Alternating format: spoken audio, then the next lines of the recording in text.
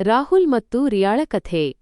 ನನ್ನ ಹೆಂಡತಿ ಈ ಪ್ರಪಂಚದ ಅತ್ಯುತ್ತಮ ಹೆಂಡತಿ ಎಂದು ನಾನು ಭಾವಿಸಿದ್ದೆ. ಆದರೆ ಅವಳ ನಡವಳಿಕೆಗಳು ನನಗೆ ಎಂದಿಗೂ ಅರ್ಥವಾಗುತ್ತಿರಲಿಲ್ಲ. ನಾನು ಅವಳಿಗೆ ಅರ್ಥಮಾಡಿಸಲು ತುಂಬಾ ಪ್ರಯತ್ನಿಸಿದೆ, ಆದರೆ ಅವಳು ನನ್ನ ತಿಳುವಳಿಕೆಗೆ ತೀರಾ ನಿಲುಕದವಳಾಗಿದ್ದಳು. ನಂತರ ನಾನು ಅವಳ ವಿರುದ್ಧ ಒಂದು ಯೋಜನೆಯನ್ನು ರೂಪಿಸಿದೆ, ಅದರಿಂದ ನಾನು ಅವಳ ಸತ್ಯವನ್ನು ತಿಳಿಯಬಹುದಿತ್ತು. ಮತ್ತು ಆ ಸತ್ಯವು ಯಾವಾಗ ನನ್ನ ಮುಂದೆ ಬಂದಿತೋ ಆಗ ನನ್ನ ಕಾಲ ಕೆಳಗಿನ ನೆಲವೇ ಜಾರಿದಂತಾಯಿತು. ನನ್ನ ಹೆಸರು ರಾಹುಲ್. ನಾನು ದೆಹಲಿಯ ನಿವಾಸಿ. ಈ ಪ್ರಪಂಚದಲ್ಲಿ ನಾನು ಸಂಪೂರ್ಣವಾಗಿ ಒಬ್ಬಂಟಿಯಾಗಿದ್ದೆ. ನನಗಂತ ಯಾರೂ ಇರಲಿಲ್ಲ ಮತ್ತು ಈಗ ನನಗೆ ಮದುವೆಯ ವಯಸ್ಸಾಗಿತ್ತು. ನನ್ನ ವಯಸ್ಸು ಅಷ್ಟೇನೂ ಹೆಚ್ಚಿರಲಿಲ್ಲ. ನನಗೆ ಕೇವಲ 31 ವರ್ಷ. ನನಗೆ 25 ವರ್ಷವಿದ್ದಾಗ ತಂದೆ ನಿಧನರಾದರು ಮತ್ತು ಅಂದಿನಿಂದ ನಾನು ಒಬ್ಬಂಟಿಯಾಗಿಯೇ ವಾಸಿಸುತ್ತಿದ್ದೇನೆ. ನಾನು ಒಬ್ಬಂಟಿಯಾಗಿರುತ್ತಿದ್ದೆ ಮತ್ತು ನಿಜ ಹೇಳಬೇಕೆಂದರೆ ಆ ಒಂಟಿತನ ನನ್ನನ್ನು ಒಳಗಿನಿಂದ ನಿಧಾನವಾಗಿ ಕೊಲ್ಲುತ್ತಿತ್ತು. ಹೊರಗಿನಿಂದ ನನ್ನ ಜೀವನವು ಸಂಪೂರ್ಣವಾಗಿ ಸರಿಯಾಗಿದೆ ಎಂದು ತೋರುತ್ತಿತ್ತು. ನಾನು ಸರಿಯಾದ ಸಮಯಕ್ಕೆ ಎದ್ದೇಳುತ್ತಿದ್ದೆ, ಸಿದ್ಧನಾಗಿ ಆಫೀಸಿಗೆ ಹೋಗುತ್ತಿದ್ದೆ, ಅಲ್ಲಿ ದಿನವಿಡೀ ಕೆಲಸ ಮಾಡುತ್ತಿದ್ದೆ, ಜನರೊಂದಿಗೆ ನಗುನಗುತ್ತ ಮಾತನಾಡುತ್ತಿದ್ದೆ ಮತ್ತು ಸಂಜೆ ಮತ್ತೆ ನನ್ನ ಫ್ಲಾಟ್ಗೆ ಹಿಂತಿರುಗುತ್ತಿದ್ದೆ. ಆದರೆ ಬಾಗಿಲು ತೆರೆದು ಒಳಗೆ ಕಾಲಿಟ್ಟ ತಕ್ಷಣ ಯಾವುದೋ ನಿರ್ಜನ ಪ್ರದೇಶಕ್ಕೆ ಬಂದಂತಾಗುತ್ತಿತ್ತು. ಮನೆಯಲ್ಲಿ ಎಲ್ಲವೂ ಇತ್ತು. ಒಳ್ಳೆಯ ಪೀಠೋಪಕರಣಗಳು, ಟಿವಿ, ಫ್ರಿಡ್ಜ್, ಅಗತ್ಯ ವಸ್ತುಗಳು, ಆರಾಮದಾಯಕ ಹಾಸಿಗೆ ಇತ್ತು. ಆದರೆ ಮನೆಯಲ್ಲಿ ಮನುಷ್ಯನ ಪ್ರೀತಿಯ ಉಷ್ಣತೆ ಇರಲಿಲ್ಲ. ನನಗಾಗಿ ಕಾಯುವವರು ಯಾರೂ ಇರಲಿಲ್ಲ. ದಿನ ಹೇಗಿತ್ತು ಎಂದು ಕೇಳುವವರೂ ಇರಲಿಲ್ಲ. ಕುಡಿಯಲು ನೀರು ಕೊಡುವವರಿರಲಿಲ್ಲ. ನನ್ನೊಂದಿಗೆ ನಕ್ಕು ಮಾತನಾಡಲು ಯಾರೂ ಇರಲಿಲ್ಲ. ಕೆಲವೊಮ್ಮೆ ಕೇವಲ ಶಬ್ದ ಕೇಳಲಿ ಎಂಬ ಕಾರಣಕ್ಕೆ ನಾನು ಟಿವಿ ಆನ್ ಮಾಡುತ್ತಿದ್ದೆ. ಆ ಕೊಠಡಿ ಸ್ವಲ್ಪ ಜೀವಂತವಾಗಿರಲಿ ಎಂದು ಮೊಬೈಲ್ನಲ್ಲಿ ಹಾಡುಗಳನ್ನು ಹಾಕುತ್ತಿದ್ದೆ. ರಜಾದಿನಗಳಂತೂ ಇನ್ನೂ ಕಷ್ಟಕರವಾಗಿದ್ದವು. ಬೆಳಿಗ್ಗೆ ತಡವಾಗಿ ಮಲಗುತ್ತಿದ್ದೆ. ನಂತರ ಎದ್ದು ಇಂದು ಇಡೀ ದಿನ ಹೇಗೆ ಕಳೆಯುತ್ತದೆ ಎಂದು ಯೋಚಿಸುತ್ತಿದ್ದೆ.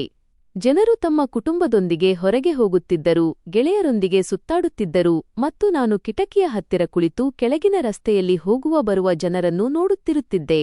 ನನ್ನ ಕೆಲವು ಸ್ನೇಹಿತರು ಯಾವಾಗಲೂ ಮದುವೆಯಾಗುವಂತೆ ನನಗೆ ಹೇಳುತ್ತಿದ್ದರು. ಮನುಷ್ಯ ಎಷ್ಟೇ ಸಂಪಾದಿಸಿದರೂ, ಎಷ್ಟೇ ಬಲಿಷ್ಠನಾಗಿದ್ದರೂ ಮನೆಗೆ ಮರಳಿದಾಗ ತನ್ನವ ಎನ್ನುವವರು ಯಾರೂ ಇಲ್ಲದಿದ್ದರೆ ಜೀವನ ಅಪೂರ್ಣವೆನಿಸುತ್ತದೆ ಎಂದು ಅವರು ಹೇಳುತ್ತಿದ್ದರು. ನಾನು ಪ್ರತಿ ಬಾರಿ ನಗುನಗುತ್ತ ವಿಷಯವನ್ನು ಬದಲಿಸುತ್ತಿದ್ದೆ. ಈಗ ಸಮಯವಿಲ್ಲ, ಕೆಲಸ ಜಾಸ್ತಿಯಿದೆ, ಜವಾಬ್ದಾರಿಗಳಿವೆ ಎಂದು ಹೇಳುತ್ತಿದ್ದೆ. ಆದರೆ ಸತ್ಯವೆಂದರೆ ನಾನು ಹೆದರುತ್ತಿದ್ದೆ. ತಪ್ಪು ವ್ಯಕ್ತಿ ನನ್ನ ಜೀವನಕ್ಕೆ ಬಂದರೆ ಇರುವ ಅಲ್ಪಸ್ವಲ್ಪ ಶಾಂತಿಯೂ ನಾಶವಾಗಬಹುದು ಎಂದು ನನಗೆ ಅನಿಸುತ್ತಿತ್ತು. ಮದರ್ ಸ್ನೇಹಿತರು ಬಿಡುವವರಲ್ಲ. ನೀನು ಒಬ್ಬಂಟಿಯಾಗಿಯೇ ಮುದಿವನಾಗುತ್ತೀಯಾ ಎಂದು ತಮಾಷೆ ಮಾಡುತ್ತಿದ್ದರು. ಒಂದು ದಿನ ನನ್ನ ಆಪ್ತ ಸ್ನೇಹಿತನೊಬ್ಬ ಅವನ ಹೆಂಡತಿಯ ದೂರದ ತಂಗಿಯೊಬ್ಬಳು ಇದ್ದಾಳೆ ಎಂದು ಹೇಳಿದನು. ಅವಳು ತುಂಬಾ ಒಳ್ಳೆಯ ಹುಡುಗಿ, ಸರಳವಾದವಳು, ಮನೆ ನಿಭಾಯಿಸಲು ತಿಳಿದವಳು ಮತ್ತು ಸಂಸ್ಕಾರಿ ಕುಟುಂಬದವಳು ಎಂದು ಹೇಳಿದನು. ಒಮ್ಮೆ ಹೋಗಿ ನೋಡಿ ಬರುವಂತೆ ಅವನು ಹೇಳಿದನು. ಇಷ್ಟವಾಗದಿದ್ದರೆ ಬೇಡ ಎನ್ನಬಹುದು ಎಂದನು. ನಾನು ಮೊದಲು ನಿರಾಕರಿಸಿದೆ, ಆದರೆ ನಂತರ ಹೋಗಿ ನೋಡಿದರೆ ಏನಾಗುತ್ತದೆ ಎಂದು ಯೋಚಿಸಿ ಒಪ್ಪಿಕೊಂಡೆ. ಜೊತೆಗೆ ಅವಳನ್ನು ನೋಡಲು ಹೋದ ದಿನ ನನ್ನ ಹೃದಯದಲ್ಲಿ ವಿಚಿತ್ರವಾದ ಆತಂಕವಿತ್ತು. ನಾನು ಹೆಚ್ಚೇನೂ ಸಿದ್ಧರಾಗಿ ಹೋಗಿರಲಿಲ್ಲ, ಏಕೆಂದರೆ ನನಗೆ ಆಡಂಬರ ಸ್ವಲ್ಪವೂ ಇಷ್ಟವಿರಲಿಲ್ಲ. ನಾವು ಅವರ ಮನೆಗೆ ತಲುಪಿದೆವು. ಅಲ್ಲಿ ಎಲ್ಲವರೂ ತುಂಬಾ ಪ್ರೀತಿಯಿಂದ ಬರಮಾಡಿಕೊಂಡರು. ವಾತಾವರಣವು ಸ್ವಚ್ಛ ಮತ್ತು ಸರಳವಾಗಿತ್ತು. ಸ್ವಲ್ಪ ಸಮಯದ ನಂತರ ಅವಳು ಕೋಣೆಗೆ ಬಂದಳು. ಅವಳ ಹೆಸರು ರಿಯಾ. ಅವಳನ್ನು ನೋಡಿದ ತಕ್ಷಣ ನಾನು ಕೆಲವು ಕ್ಷಣಗಳ ಕಾಲ ಮೌನವಾಗಿಬಿಟ್ಟೆ. ಅವಳು ನೋಡಲು ತುಂಬಾ ಸುಂದರಿಯಾಗಿದ್ದಳು. ಅವಳ ಮುಖ ತುಂಬಾ ಕಾಂತಿಯುತವಾಗಿತ್ತು, ಕಣ್ಣುಗಳು ದೊಡ್ಡದಾಗಿದ್ದವು ಮತ್ತು ಶಾಂತವಾಗಿದ್ದವು. ಮೈಬಣ್ಣ ಬೆಳ್ಳಗಿತ್ತು, ಸಪೂರವಾದ ನಾಜೂಕಾದ ದೇಹ ಅವಳದಾಗಿತ್ತು. ಅವಳ ನಡಿಗೆಯಲ್ಲೂ ಒಂದು ಸರಳತೆ ಇತ್ತು. ಅವಳು ತಲೆಬಾಗಿ ನಮಸ್ಕರಿಸಿ ನಿಧಾನವಾಗಿ ಕುಳಿತುಕೊಂಡಳು. ಅವಳ ಮುಖದಲ್ಲಿ ನಾಚಿಕೆ ಇತ್ತು, ಆದರೆ ಯಾವುದೇ ನಟನೆಯಿರಲಿಲ್ಲ. ಅವಳ ಧ್ವನಿ ತುಂಬಾ ಮೃದುವಾಗಿತ್ತು, ಆದರೆ ಸ್ಪಷ್ಟವಾಗಿತ್ತು. ಏನಾದರೂ ಕೇಳಿದರೆ ಯೋಚಿಸಿ ಉತ್ತರಿಸುತ್ತಿದ್ದಳು. ನಾನು ಅವಳನ್ನೇ ನೋಡುತ್ತಿದ್ದೆ ಮತ್ತು ಮನಸ್ಸಿನಲ್ಲಿ ಈ ಹುಡುಗಿ ಉಳಿದವರಂತಲ್ಲ ಎಂದು ಯೋಚಿಸುತ್ತಿದ್ದೆ. ಅವಳಲ್ಲಿ ಒಂದು ಶಾಂತಿ ಇತ್ತು. ಅವಳ ಮನೆಯ ಸಂಸ್ಕಾರವು ಮುಖದಲ್ಲಿ ಎದ್ದು ಕಾಣುತ್ತಿತ್ತು. ಉಳಿದವರೆಲ್ಲ ಮಾತನಾಡುತ್ತಿರುವಾಗ ನಾನು ಮೌನವಾಗಿದ್ದೆ. ಆದರೆ ಮದುವೆಯಾಗುವುದಾದರೆ ಇಂತಹ ಹುಡುಗಿಯನ್ನೇ ಮಾಡಿಕೊಳ್ಳಬೇಕು ಎಂದು ಮನಸ್ಸಿನಲ್ಲೇ ನಿರ್ಧರಿಸಿದ್ದೆ. ನಂತರ ನನ್ನ ಸ್ನೇಹಿತ ಹೊರಗೆ ಬಂದು ಹೇಗಿದ್ದಾಳೆ, ಎಂದು ಕೇಳಿದನು. ನಾನು ಪರವಾಗಿಲ್ಲ ಎಂದು ಮಾತ್ರ ಹೇಳಿದೆ. ಆದರೆ ಅವಳು ನನಗೆ ಇಷ್ಟವಾಗಿದ್ದಾಳೆ ಎಂಬುದು ನನ್ನ ಕಣ್ಣುಗಳನ್ನು ನೋಡಿ ಅವನಿಗೆ ಅರ್ಥವಾಗಿತ್ತು. ಕೆಲವೇ ದಿನಗಳಲ್ಲಿ ಮಾತುಕತೆ ಮುಗಿಯಿತು. ಮನೆಯವರು ದಿನಾಂಕ ನಿಗದಿಪಡಿಸಿದರು ಮತ್ತು ಶೀಘ್ರದಲ್ಲೇ ಮದುವೆಯಾಯಿತು. ಮದುವೆ ಸರಳವಾಗಿದ್ದರೂ ತುಂಬಾ ಸಂತೋಷದಿಂದ ನಡೆಯಿತು. ನಮ್ಮವರು ನಗು, ಹಾರೈಕೆಗಳು, ಸಡಗರ ಎಲ್ಲವೂ ಇತ್ತು. ಅಂದು ಅವಳು ವಧುವಾಗಿ ನನ್ನ ಮುಂದೆ ಕುಳಿತಿದ್ದಾಗ ನಾನು ಅವಳನ್ನು ನೋಡುತ್ತಲೇ ಇದ್ದೆ. ಕೆಂಪು ಸೀರೆಯಲ್ಲಿ ಅವಳು ಅತ್ಯಂತ ಸುಂದರಿಯಾಗಿ ಕಾಣುತ್ತಿದ್ದಳು. ಅವಳ ಮುಖದ ಮೇಲೆ ಮುಸುಕಿನ ಸಣ್ಣ ನೆರಳು ಇತ್ತು, ಕೈಗಳಲ್ಲಿ ಮೆಹಂದಿ ಇತ್ತು ಮತ್ತು ಕಣ್ಣುಗಳಲ್ಲಿ ನಾಚಿಕೆಯಿತ್ತು. ಮೊದಲ ಬಾರಿಗೆ ನನ್ನ ಜೀವನ ಈಗ ಬದಲಾಗಲಿದೆ ಎಂದು ನನಗೆ ಅನಿಸಿತು. ಮದುವೆಯ ನಂತರ ಅವಳು ನನ್ನೊಂದಿಗೆ ನನ್ನ ಫ್ಲಾಟ್ಗೆ ಬಂದಾಗ, ನಿಜ ಹೇಳಬೇಕೆಂದರೆ ಈ ಮೊದಲು ಕೇವಲ ವಾಸಿಸುವ ಸ್ಥಳವೆಂದು ಅನಿಸುತ್ತಿದ್ದ ಆ ಜಾಗ ಈಗ ಮನೆಯಂತೆ ಭಾಸವಾಯಿತು. ಮೊದಲು ಎಲ್ಲಿ ನಿಶ್ಶಬ್ದವಿತ್ತೋ ಈಗ ಅಲ್ಲಿ ಪಾತ್ರೆಗಳ ಸದ್ದಾಗುತ್ತಿತ್ತು. ಅಡುಗೆ ಮನೆಯಿಂದ ಸುವಾಸನೆ ಬರುತ್ತಿತ್ತು. ಕೋಣೆಯಲ್ಲಿ ಯಾರೋ ನಡೆಯುವ ಶಬ್ದ ಕೇಳಿಸುತ್ತಿತ್ತು. ಮೊದಲು ನಾನು ಆಫೀಸಿನಿಂದ ಬಂದಾಗ ಬೀಗ ಮಾತ್ರ ತೆರೆಯುತ್ತಿದ್ದೆ. ಈಗ ಬಾಗಿಲು ತೆರೆಯುತ್ತಿದ್ದಂತೆಯೇ ಯಾರೋ ನನಗಾಗಿ ಕಾಯುತ್ತಿದ್ದಾರೆ ಎಂದು ಅನಿಸುತ್ತಿತ್ತು. ರಿಯಾ ಬಂದ ನಂತರ ನನ್ನ ಜೀವನದಲ್ಲಿ ನಿಜವಾಗಿಯೂ ವಸಂತ ಬಂದಂತಾಯಿತು. ನಾನು ಎಚ್ಚರವಾಗುವ ಮೊದಲೇ ಅವಳು ಎದ್ದಿರುತ್ತಿದ್ದಳು. ಸ್ನಾನ ಮಾಡಿ ಸಿದ್ಧಳಾಗುತ್ತಿದ್ದಳು. ಅವಳ ಒದ್ದೆ ಕೂದಲು ಸಡಿಲವಾಗಿ ಹಿಂದಕ್ಕೆ ಕಟ್ಟಲ್ಪಟ್ಟಿರುತ್ತಿತ್ತು. ಮುಖದಲ್ಲಿ ಲಘುವಾದ ಮೇಕಪ್ ಇರುತ್ತಿತ್ತು. ಕೋಣೆಯಲ್ಲಿ ಸೋಪು, ಸುಗಂಧ ದ್ರವ್ಯ ಮತ್ತು ಅವಳ ಕೂದಲಿನ ಸುವಾಸನೆ ಹರಡಿರುತ್ತಿತ್ತು. ಅವಳು ಅಡುಗೆ ಮನೆಗೆ ಹೋದಾಗ ಬಳೆಗಳ ಸಣ್ಣ ಸದ್ದು ಬರುತ್ತಿತ್ತು ಮತ್ತು ಅದೆಲ್ಲವೂ ನನಗೆ ತುಂಬಾ ಇಷ್ಟವಾಗುತ್ತಿತ್ತು. ನಾನು ಅದನ್ನು ಎಂದಿಗೂ ಹೊರಹಾಕದಿದ್ದರೂ ಒಳಗೊಳಗೆ ಖುಷಿಪಡುತ್ತಿದ್ದೆ. ಅವಳಿಗೆ ಅಲಂಕಾರ ಮಾಡಿಕೊಳ್ಳುವ ಹವ್ಯಾಸ ತುಂಬಾ ಇತ್ತು. ಅವಳು ಪ್ರತಿದಿನ ಬೇರೆ ಬೇರೆ ಬಟ್ಟೆಗಳನ್ನು ಧರಿಸುತ್ತಿದ್ದಳು. ಕೆಲವೊಮ್ಮೆ ಹಗುರವಾದ ಲಿಪ್ಸ್ಟಿಕ್ ಹಾಕುತ್ತಿದ್ದಳು, ಕೆಲವೊಮ್ಮೆ ಕಣ್ಣಿಗೆ ಕಾಡಿಗೆ ಹಚ್ಚುತ್ತಿದ್ದಳು, ಇನ್ನು ಕೆಲವೊಮ್ಮೆ ಹೊಸ ಶೈಲಿಯಲ್ಲಿ ಕೂದಲು ಕಟ್ಟುತ್ತಿದ್ದಳು. ಅನೇಕ ಪುರುಷರು ತಮ್ಮ ಹೆಂಡತಿಯರಿಗೆ ಸಿದ್ಧಳಾಗು, ಇದನ್ನು ಧರಿಸು, ಅದನ್ನು ಧರಿಸು ಎಂದು ಹೇಳುವುದನ್ನು ನಾನು ಕೇಳಿದ್ದೇನೆ. ಆದರೆ ನನ್ನ ಸ್ವಭಾವ ಬೇರೆಯಾಗಿತ್ತು. ನನಗೆ ಯಾವಾಗಲೂ ಸರಳತೆ ಎಂದರೆ ಇಷ್ಟ. ಹೆಣ್ಣು ತನ್ನ ಸಹಜ ರೂಪದಲ್ಲಿಯೇ ಹೆಚ್ಚು ಸುಂದರವಾಗಿ ಕಾಣುತ್ತಾಳೆ ಎಂದು ನಾನು ನಂಬಿದ್ದೆ. ಆದರೆ ನಾನು ಎಂದಿಗೂ ನನ್ನ ಆಲೋಚನೆಗಳನ್ನು ಅವಳ ಮೇಲೆ ಹೇರಲಿಲ್ಲ. ಮೇಕಪ್ ಮಾಡಬೇಡ ಎಂದು ನಾನು ಎಂದಿಗೂ ಹೇಳಲಿಲ್ಲ ಅಥವಾ ಅವಳನ್ನು ತಡೆಯಲಿಲ್ಲ. ಪ್ರತಿಯೊಬ್ಬರಿಗೂ ತಮ್ಮ ಇಷ್ಟದಂತೆ ಬದುಕುವ ಹಕ್ಕಿದೆ ಎಂದು ನನಗೆ ಅನಿಸುತ್ತಿತ್ತು. ಅಲಂಕಾರ ಮಾಡಿಕೊಳ್ಳುವುದರಿಂದ ಅವಳಿಗೆ ಸಂತೋಷ ಸಿಗುವುದಾದರೆ ಅದೂ ಕೂಡ ಮುಖ್ಯವೇ. ಅವಳು ಆಗಾಗ ಕನ್ನಡಿಯ ಮುಂದೆ ಕುಳಿತು ಸಿದ್ಧವಾಗಿ ನಾನು ಹೇಗಿದ್ದೇನೆ ಎಂದು ಕೇಳುತ್ತಿದ್ದಳು. ನಾನು ಹೆಚ್ಚು ಹೊಗಳುವ ವ್ಯಕ್ತಿಯಲ್ಲದ ಕಾರಣ ಚೆನ್ನಾಗಿದ್ದೀಯಾ ಎಂದು ಮಾತ್ರ ಹೇಳುತ್ತಿದ್ದೆ. ಅವಳು ಅಸಮಾಧಾನಗೊಂಡು ಬರೀ ಇಷ್ಟೇನಾ ವಿಷಯ ಎಂದು ಹೇಳಿ ಆಮೇಲೆ ತಾನೇ ನಕ್ಕುಬಿಡುತ್ತಿದ್ದಳು. ಅವಳು ಅಡುಗೆಯನ್ನು ತುಂಬಾ ರುಚಿಯಾಗಿ ಮಾಡುತ್ತಿದ್ದಳು. ಮೊದಲು ನಾನು ಹೊರಗಿನ ಊಟ ತಿಂದು ಸಾಕಾಗಿ ಹೋಗಿದ್ದೆ. ಈಗ ಮನೆಗೆ ಬಂದ ತಕ್ಷಣ ಬಿಸಿ ಬಿಸಿ ರೊಟ್ಟಿ ಸಿಗುತ್ತಿತ್ತು, ಬೇಳೆ ಸಾರಿನ ಘಮ ಮತ್ತು ಪಲ್ಯ ಸಿಗುತ್ತಿತ್ತು. ಅವಳು, ಇಂದು ಏನು ತಿನ್ನುತ್ತೀರಿ ಎಂದು ಕೇಳುತ್ತಿದ್ದಳು. ಆ ಪ್ರಶ್ನೆ ನನಗೆ ತುಂಬಾ ಆಪ್ತವಾಗಿ ಅನಿಸುತ್ತಿತ್ತು, ಏಕೆಂದರೆ ಈ ಮೊದಲು ಯಾರೂ ನನ್ನನ್ನು ಅಷ್ಟು ಪ್ರೀತಿಯಿಂದ ಯಾವುದನ್ನೂ ಕೇಳಿರಲಿಲ್ಲ. ನಾನು, ನೀನು ಏನು ಮಾಡಿದರೂ ಚೆನ್ನಾಗಿರುತ್ತದೆ ಎಂದು ಹೇಳುತ್ತಿದ್ದೆ. ಆಗ ಅವಳು ಮುಗುಳ್ನಗುತ್ತಿದ್ದಳು. ನಾನು ಪ್ರತಿದಿನ ಆಫೀಸಿಗೆ ಹೋಗುತ್ತಿದ್ದೆ, ಆದರೆ ಈಗ ಬೇಗ ಮನೆಗೆ ಮರಳಬೇಕು ಎಂದು ಮನಸ್ಸು ತುಡಿಯುತ್ತಿತ್ತು. ಮೊದಲು ಕೆಲಸ ಮುಗಿದ ನಂತರವೂ ನಾನು ಸುಮ್ಮನೆ ಹೊರಗೆ ಅಲೆದಾಡುತ್ತಿದ್ದೆ, ಸ್ನೇಹಿತರ ಜೊತೆ ಕುಳಿತುಕೊಳ್ಳುತ್ತಿದ್ದೆ. ಆದರೆ ಈಗ ಯಾವಾಗ ರಜೆ ಸಿಗುತ್ತದೆ, ಯಾವಾಗ ಮನೆಗೆ ಹೋಗುತ್ತೇನೆ ಎಂದು ಗಡಿಯಾರ ನೋಡುತ್ತಿರುತ್ತಿದ್ದೆ. ಈಗ ನನಗಾಗಿ ಯಾರೋ ಕಾಯುತ್ತಿದ್ದಾರೆ ಎಂಬುದು ನನಗೆ ತಿಳಿದಿತ್ತು. ಸಂಜೆ ನಾನು ಬಂದಾಗ ಅವಳು ಬಾಗಿಲು ತೆರೆಯುತ್ತಿದ್ದಳು. ಕೆಲವೊಮ್ಮೆ ಅವಳ ಕೈಗೆ ಹಿಟ್ಟು ಅಂಟಿಕೊಂಡಿರುತ್ತಿತ್ತು, ಕೆಲವೊಮ್ಮೆ ಹಣೆ ಮೇಲೆ ಬೆವರಿನ ಹನಿಗಳಿರುತ್ತಿದ್ದವು, ಇನ್ನು ಕೆಲವೊಮ್ಮೆ ಕೂದಲು ಕೆದರಿರುತ್ತಿತ್ತು. ಆದರೂ ಅವಳು ಎಲ್ಲ ರೂಪದಲ್ಲೂ ಸುಂದರವಾಗಿ ಕಾಣುತ್ತಿದ್ದಳು. ಅವಳು ತುಂಬಾ ಸುಸ್ತಾಗಿದ್ದೀರಾ ಎಂದು ಕೇಳುತ್ತಿದ್ದಳು. ನಾನು ಇಲ್ಲ ಎನ್ನುತ್ತಿದ್ದೆ. ನಂತರ ಅವಳು ಚಹಾ ತಯಾರಿಸಿ ನನ್ನ ಮುಂದೆ ಕುಳಿತುಕೊಳ್ಳುತ್ತಿದ್ದಳು. ತನ್ನ ದಿನವಿಡೀ ನಡೆದ ಸಣ್ಣಪುಟ್ಟ ವಿಷಯಗಳನ್ನು ಹೇಳುತ್ತಿದ್ದಳು.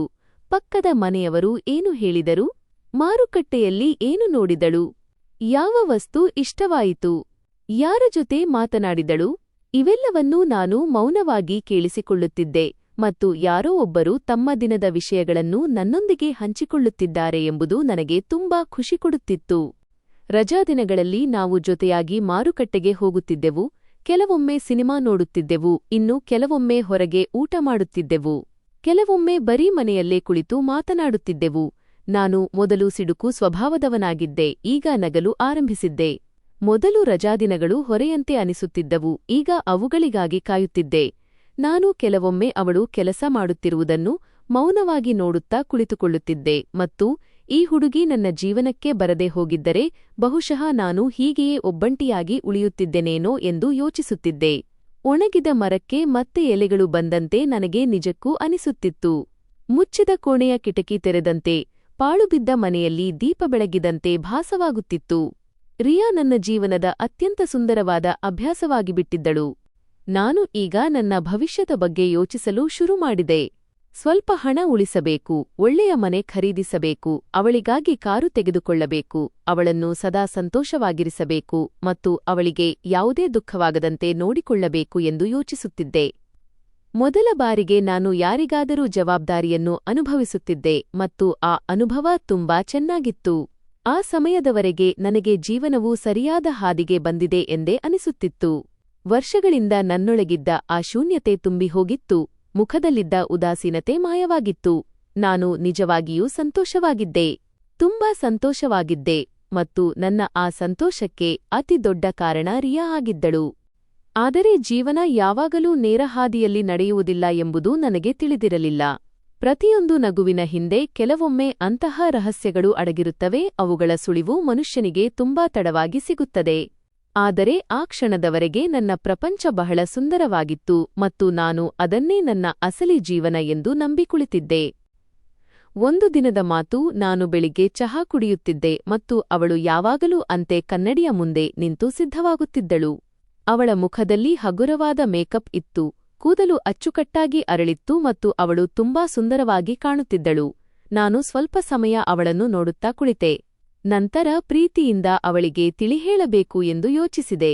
ಆದ್ದರಿಂದ ನಾನು ಮೃದುವಾದ ಧ್ವನಿಯಲ್ಲಿ, ಕೇಳು, ನೀನು ಇಷ್ಟೊಂದು ಮೇಕಪ್ ಮಾಡಿಕೊಳ್ಳಬೇಡ, ನಿನ್ನ ಚರ್ಮ ಹಾಳಾಗಿಬಿಡುತ್ತದೆ, ನಾನು ನಿನ್ನ ಕಾಳಜಿಯಿಂದಲೇ ಇದನ್ನು ಹೇಳುತ್ತಿದ್ದೇನೆ ಎಂದೆ.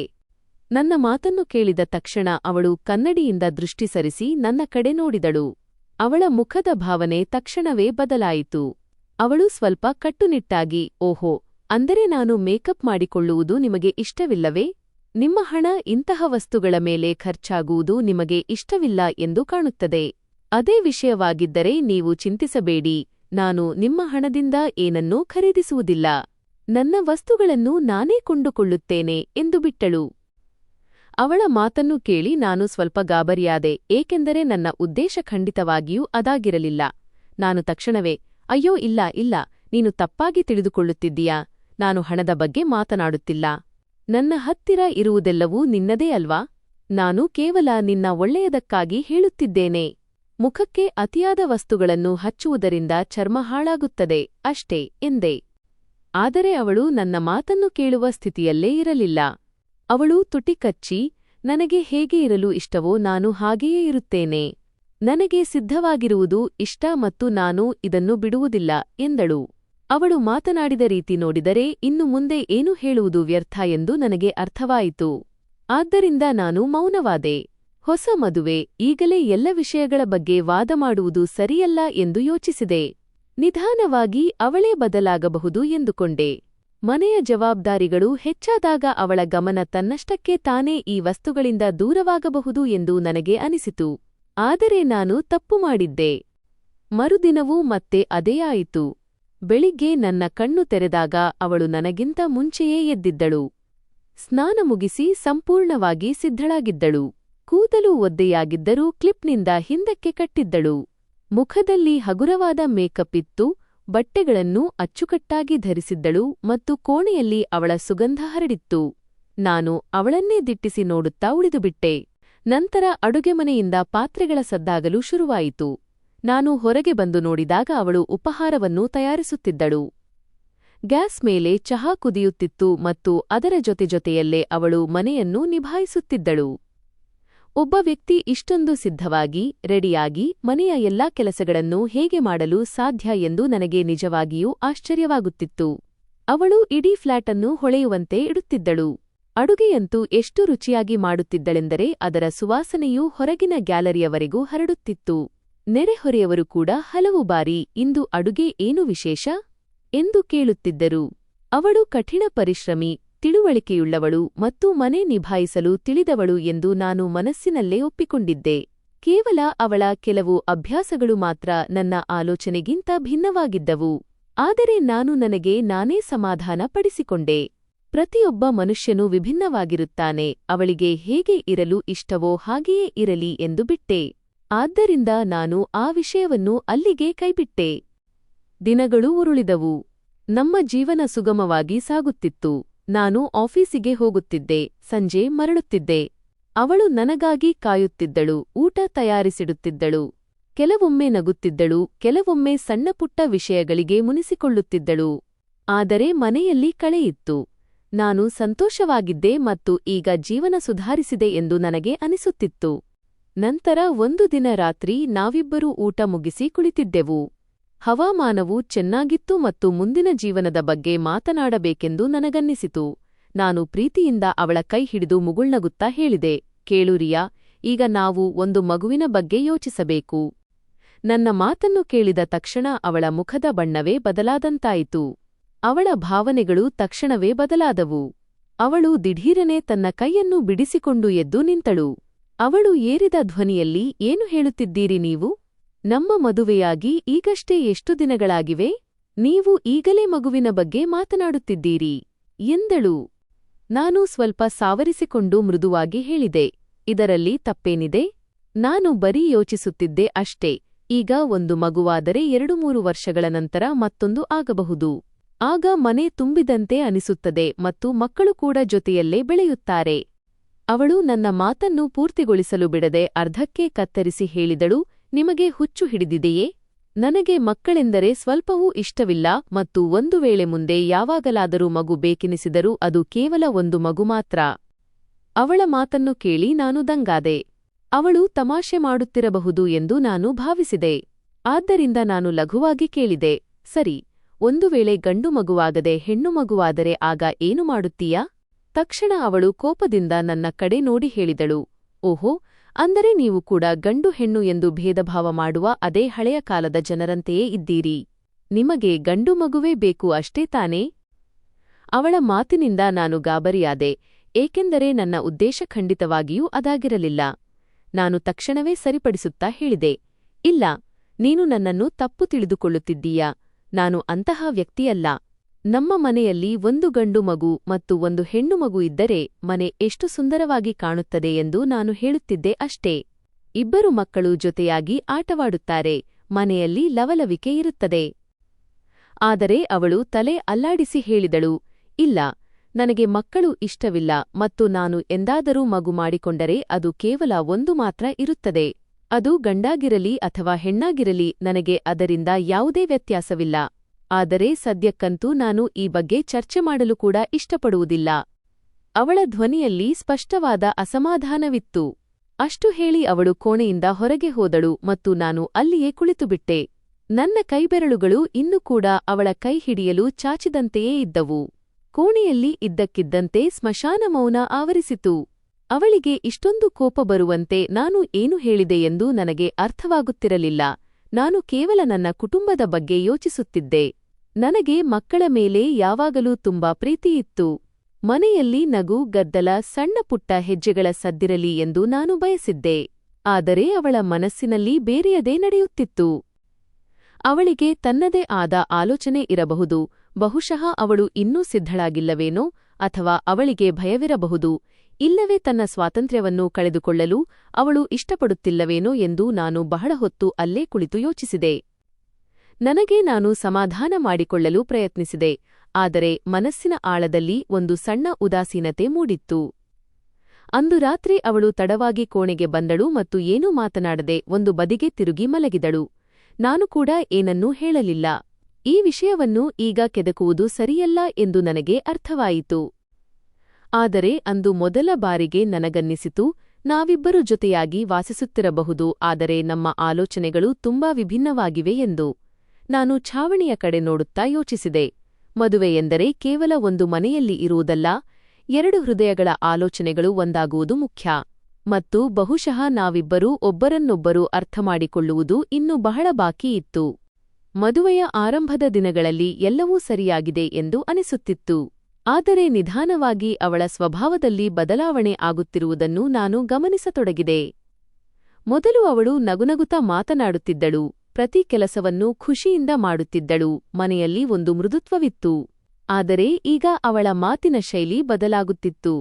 ಅವಳ ಧ್ವನಿಯಲ್ಲಿ ಈಗ ಪ್ರೀತಿಯ ಬದಲು ಆದೇಶದ ಧ್ವನಿ ಹೆಚ್ಚಾಗಿ ಕೇಳಿಬರುತ್ತಿತ್ತು. ಇದ್ದಕ್ಕಿದ್ದಂತೆ ಇದೆಲ್ಲ ಹೇಗೆ ನಡೆಯುತ್ತಿದೆ ಎಂಬುದು ನನಗೆ ಅರ್ಥವಾಗುತ್ತಿರಲಿಲ್ಲ.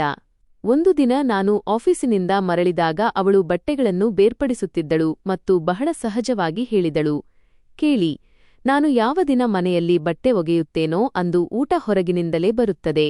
ಏಕೆಂದರೆ ಬಟ್ಟೆ ಒಗೆದು ನಾನು ಸುಸ್ತಾಗಿರುತ್ತೇನೆ ಮತ್ತು ನನ್ನಿಂದ ಮತ್ತೆ ಅಡುಗೆ ಮಾಡಲು ಸಾಧ್ಯವಿಲ್ಲ.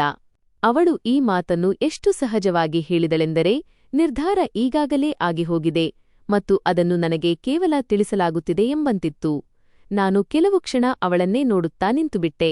ಮನೆಯ ಕೆಲಸಗಳು ಪ್ರತಿ ಮನೆಯಲ್ಲೂ ಇರುತ್ತವೆ ಮತ್ತು ಎಲ್ಲರೂ ಎಲ್ಲವನ್ನೂ ನಿಭಾಯಿಸುತ್ತಾರೆ ಎಂದು ಹೇಳಬೇಕು ಎಂದು ನನಗನ್ನಿಸಿತು. ಆದರೆ ಜಗಳ ಬೇಡವೆಂದು ನಾನು ಏನನ್ನೂ ಹೇಳಲಿಲ್ಲ. ಸರಿ ಬಿಡು, ನಿಜವಾಗಿಯೂ ಸುಸ್ತಾಗಿದ್ದರೆ ಹೊರಗಿನಿಂದಲೇ ಊಟ ತರಿಸಿಕೊಳ್ಳೋಣ ಎಂದು ಯೋಚಿಸಿದೆ. ವಿಷಯ ಅಲ್ಲಿಗೆ ಮುಗಿಯಬೇಕಿತ್ತು. ಆದರೆ ಹಾಗಾಗಲಿಲ್ಲ. ಕೆಲವು ದಿನಗಳ ನಂತರ ಅವಳು ಮತ್ತೆ ಹೊಸ ನಿಯಮವನ್ನು ಘೋಷಿಸಿದಳು.